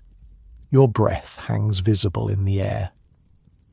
The water bucket by the door has a skin of ice. Another day in paradise, you mutter, forcing yourself out of the relative warmth of your blankets to restart the fire. The mid-January cold snap has stretched the community's resources to breaking point. 3 consecutive weeks of below-zero temperatures have consumed firewood at twice the projected rate. Food stores are dwindling faster than expected as bodies burn calories fighting the cold. The satellite camp network has become fragmented as snow blocks rail lines and makes foot travel between locations nearly impossible. Outside, the world is eerily beautiful. Trees encased in ice glitter in the morning sun. Snowdrifts sculpted by wind into fantastic shapes, the river partially frozen into abstract formations. It would be picturesque if it weren't trying to kill you. Movement around the camp is minimal, limited to essential tasks: gathering firewood, melting snow for water, checking on neighbours. Everyone's face shows the same strained determination. This isn't just about individual survival anymore. It's about preserving what you've all built together. You make your way to Mother Jones's cabin for the morning coordination meeting. Inside, the core leadership group has already gathered. Mother herself, Doc Peterson, Pete, Jack, and several others who manage critical systems. The mood is somber. Lost contact with Coeur d'Alene outpost, reports Watchman Mike. No messages for 5 days. Trails impassable. Missoula reports illness, adds Doc Peterson. Sounds like influenza, 3 cases so far. Mother Jones absorbs this information without visible reaction, then turns to you. Inventory update. You consult your notebooks, the most accurate record of community resources. Firewood critical, at current consumption, 3 weeks remaining. Food stores adequate but strained. 800 calories per person daily through February if nothing changes. Medical supplies low, especially for respiratory issues, which we'll need if that flu reaches us, Doc interjects. The crisis isn't unexpected. You've all planned for winter hardship, but the reality is still brutal. Priorities, Mother says firmly. First, containment. No travel to or from Missoula until we know what we're dealing with. Message relay only, no physical contact. Doc nods agreement. Second, conservation. Reduce individual fires. Consolidate people into communal warming spaces when possible. Saves wood, shares body heat. Third, you add, food redistribution. We need to maintain minimum calories for those doing essential physical work, while ensuring everyone gets enough to survive. The meeting continues, adjusting systems that have kept you alive so far. This is the hobo community at its most effective, practical problem solving without panic or despair. As you leave, Jack falls in beside you. Remember your first night on the road? Back in Chicago? You smile despite everything. Thought I was going to die before morning. Most do, their first winter, but you learned. Jack gestures around at the functioning community. And now you're teaching. The compliment catches you off guard. You've been so focused on immediate challenges that you haven't fully registered how far you've come. From helpless novice to someone others rely on for survival knowledge. That afternoon you implement the new conservation measures.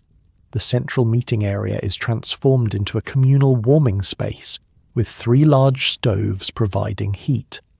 Surrounding shelters will maintain minimal heating during the day, with resources concentrated on keeping sleeping areas warm at night. Like a prairie dog town, Tucker observes as people gather in the central space, bringing work projects, cooking pots, even makeshift games to pass the time, all huddled together underground during winter. The comparison is apt. There's something primally comforting about the shared warmth, both physical and social. Children play in one corner while adults repair clothing, carve tools, or simply talk in low voices. Someone produces a harmonica, and soft music fills the space. It's a stark contrast to what you've heard about conditions in cities, where isolation compounds suffering. Here, hardship has forced communion rather than separation. The next morning brings news that drives home the value of your community systems. A traveller staggers into camp, half frozen and incoherent with cold. He's quickly brought to the medical tent, where Doc Peterson treats him for severe frostbite and hypothermia. When he can finally speak, his story sends a chill through the camp that has nothing to do with the temperature. Hooverville outside Seattle collapsed, he reports. No organization, no preparation. When the cold hit, it was every man for himself, fighting over firewood, stealing food.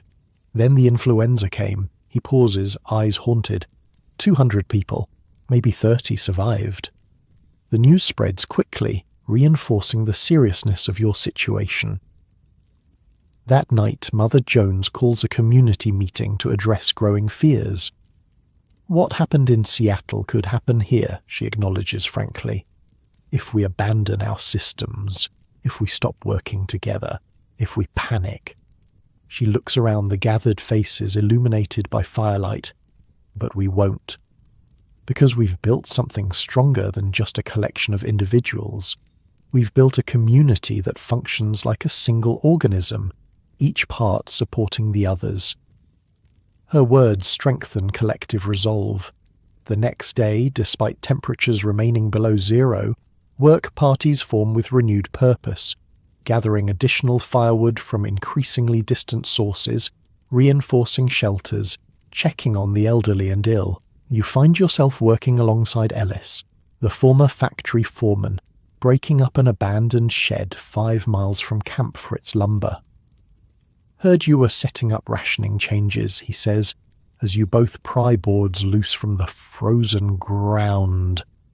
Calorie banking, you confirm. Those doing heavy physical work get additional rations, but bank a portion for those who can't work due to age or illness. Everyone stays alive. Work gets done. Ellis nods approvingly.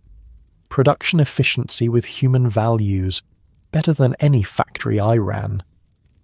By early February, new challenges emerge. The influenza reported in Missoula reaches your main camp despite precautions. The first cases appear at the eastern section of the jungle, primarily among newer arrivals with less robust shelters. Doc Peterson immediately implements quarantine measures, creating a separate treatment area and assigning specific caregivers who don't circulate with the general population. His knowledge of basic infection control, likely learned during the 1918 pandemic, proves invaluable. Basic principles, he explains during an emergency meeting. Isolation of sick, hand washing between patients, masks for caregivers, limited contact. Resources are diverted to medical needs, the best shelters assigned to the ill, extra firewood allocated to maintain healing temperatures, food shares adjusted to provide more calories to the sick and their caregivers. You find yourself working triple shifts, maintaining resource records, coordinating between healthy and quarantine areas, and still participating in essential gathering work. Sleep becomes a luxury measured in hours rather than nights. You're pushing too hard, Jack warns one evening, finding you still working by candlelight long after most have gone to sleep. Exhaustion makes you vulnerable. Body can't fight illness without rest. You know he's right, but there's so much to manage. The influenza has now affected nearly a quarter of the camp. Food reserves are declining faster than projected. Communication with 3 satellite camps has been lost entirely. System's only as good as the people running it, Jack reminds you, and people need sleep. That night, you finally allow yourself 8 full hours of rest. You wake feeling more clear-headed, recognizing the wisdom in Jack's warning. Survival requires sustainable effort, not heroic burnout. Mid-February brings the first hint of improvement. Daytime temperatures occasionally rising above 0, the sun noticeably stronger when it appears. The influenza reaches its peak and begins to recede, though not without cost. 7 community members have died despite all efforts, mostly elderly or those already weakened by months of hardship. Each death is marked by a simple ceremony. Bodies are buried in ground laboriously excavated from the frozen earth. Possessions are redistributed according to community guidelines. Names are recorded in Mother Jones's logbook, a memorial and a reminder. Lost fewer than most places, Doc Peterson observes after the last burial. Seattle Hooverville lost nearly 80%.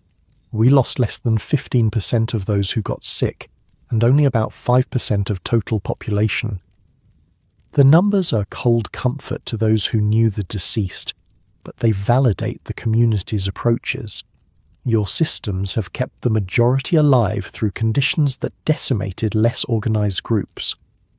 By late February, contact is re-established with most satellite camps. The news is mixed. Significant hardship everywhere, some locations abandoned entirely, but overall survival rates much higher than in conventional Hoovervilles or urban slums. Railroad bulls found the Yakima outpost, reports a messenger who managed the difficult journey. Destroyed everything, but our people had warning from the communication network. Relocated according to emergency protocols, no casualties. March arrives with alternating thaws and freezes. The worst of winter has passed, though danger remains. Food stores are critically low, with many days reduced to minimum rations. But signs of coming spring bring renewed energy to the community. Planning begins for what was once unimaginable, a second year of permanent settlement. Need to start seedbeds soon, advises an elderly woman who joined the community after losing her farm to bank foreclosure. Can grow vegetables on that south slope. Good sun there. Others begin discussing expanded shelter areas, improved water management systems, even small-scale manufacturing of essential items. What began as emergency survival has evolved into something approaching a permanent alternative society. One unusually warm day in mid-March, you hike to a ridge overlooking the jungle. The community has changed dramatically since your arrival 9 months ago. Crude temporary shelters have evolved into more permanent structures. Pathways have become quasi-streets. Garden plots are being prepared in sunny areas. It resembles nothing so much as a frontier town taking shape on the American edge. Jack finds you there, gazing down at the settlement. "Thinking deep thoughts, Boston?" he asks, using your hobo name as he always does now. "Thinking about banks, actually," you reply. "It's about money." about what happened when it all collapsed. Jack waits, knowing there's more. We lost everything that supposedly mattered, you continue. Jobs, savings, status, security. And then we built something that works better in some ways. Not easier or more comfortable, but more direct, more honest. No layers between contribution and reward, Jack nods. You work, you eat, you help others, they help you. Simple as that. You both stand in comfortable silence, watching people move purposefully through the community below. Got a letter, Jack says eventually. Friend in Washington says government's finally noticing the scale of this mess, talking about relief programs, work projects, might be jobs coming.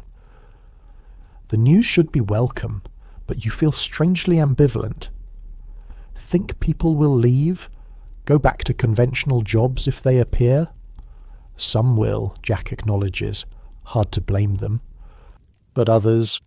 He gestures toward the jungle. Some might stay. Keep building this. It's not just a survival strategy anymore. It's a different way of living.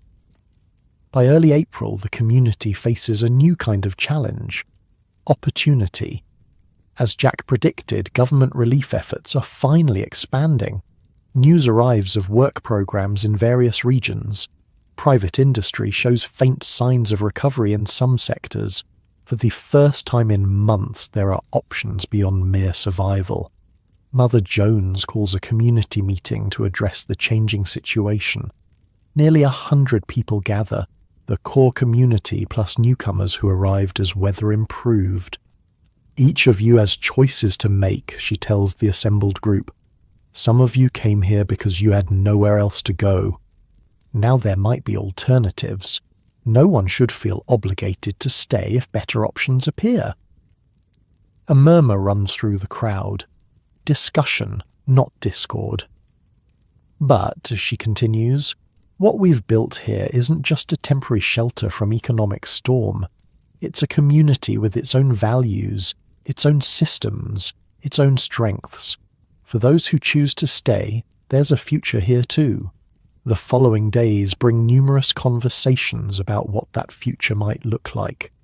Some envision a permanent settlement evolving into a self-sufficient town. Others suggest a hybrid model, community systems combined with conventional work when available. Still others see value in maintaining the core jungle as a training centre, teaching survival skills to those still struggling across the country. You find yourself increasingly drawn to this last vision, remembering your own journey from helpless bank teller to capable survivor. The systems you've learned, food procurement, shelter construction, transportation networks, community organization, represent a body of knowledge too valuable to be lost. On a bright morning in late April, exactly 18 months after Black Tuesday ended your banking career, you meet with Mother Jones to discuss your decision. I want to establish a training program, you explain. Formal instruction in all 4 survival systems. Take what we've learned through hard experience and make it accessible to newcomers. She listens without interruption as you outline your vision. 2-week intensive courses covering essential techniques, reference materials documenting successful approaches, even a certification process for those who master core skills. Education was my first career, Mother Jones reveals when you finish. Before the labor organizing, before all this, taught school in Tennessee for 12 years. This surprises you. She's never spoken much about her past. People need to learn again, she continues. Not just reading and figures, real survival, how to feed themselves, how to build, how to move through a world that stopped making sense. She nods decisively. Use the northeast clearing for your school. I'll help design the program. By May, your training initiative has taken shape. The first class includes 15 students, some from nearby Hoovervilles, others sent by relief agencies that have recognized the jungle's superior survival rates. The curriculum draws on the collective knowledge of the community's experts. Jack teaching food procurement, Willie, who returned from Tucson as promised, handling shelter construction, Pete managing transportation instruction, and various community members covering specialized skills. Your role is coordination and fundamentals, the underlying principles that make hobo systems work when conventional approaches fail. The Depression didn't just take our jobs and savings, you tell your first class.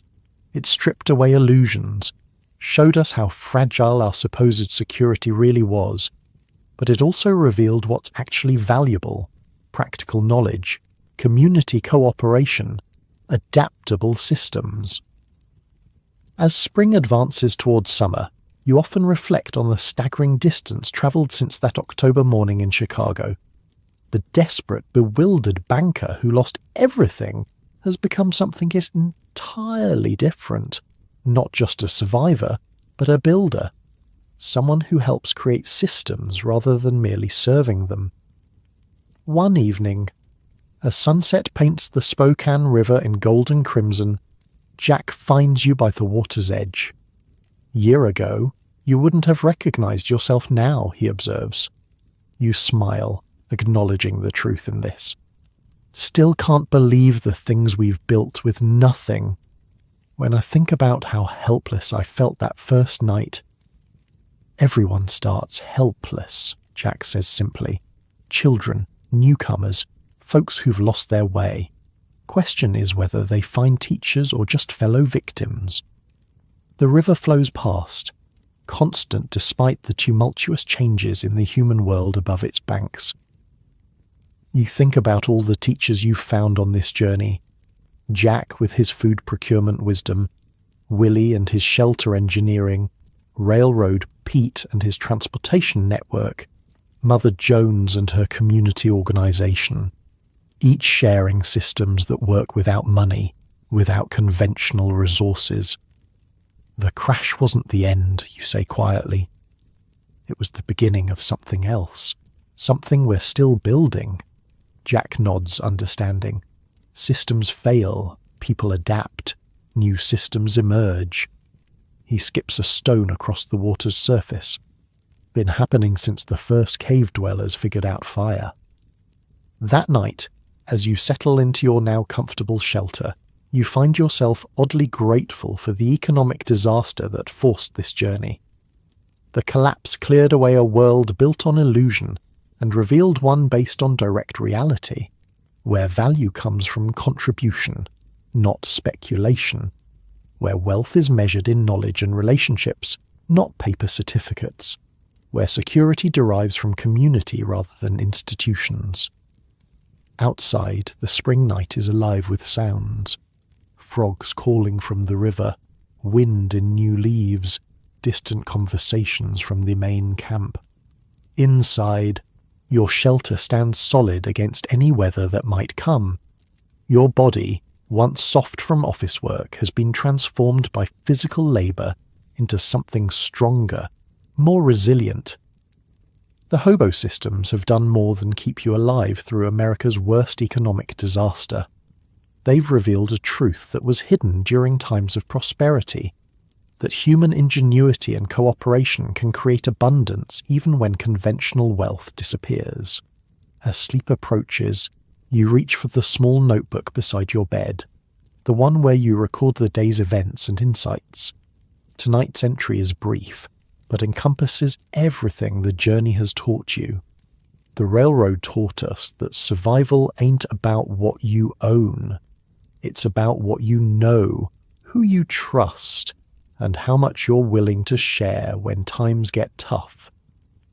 We built something out here that the government couldn't, a system that kept people alive when the whole country was falling apart.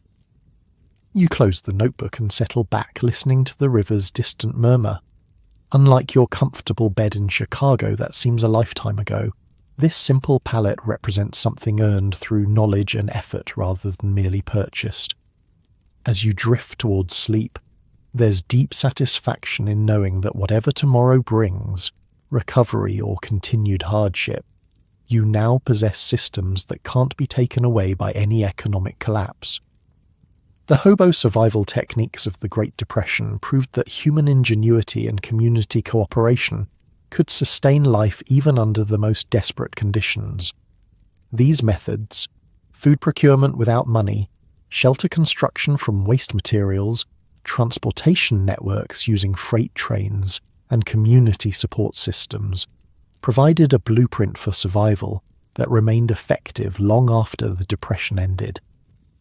As you sink deeper into your pillow, remember that even in your most comfortable moments, you're never more than a generation away from needing these forgotten skills that once kept millions alive when the modern world failed them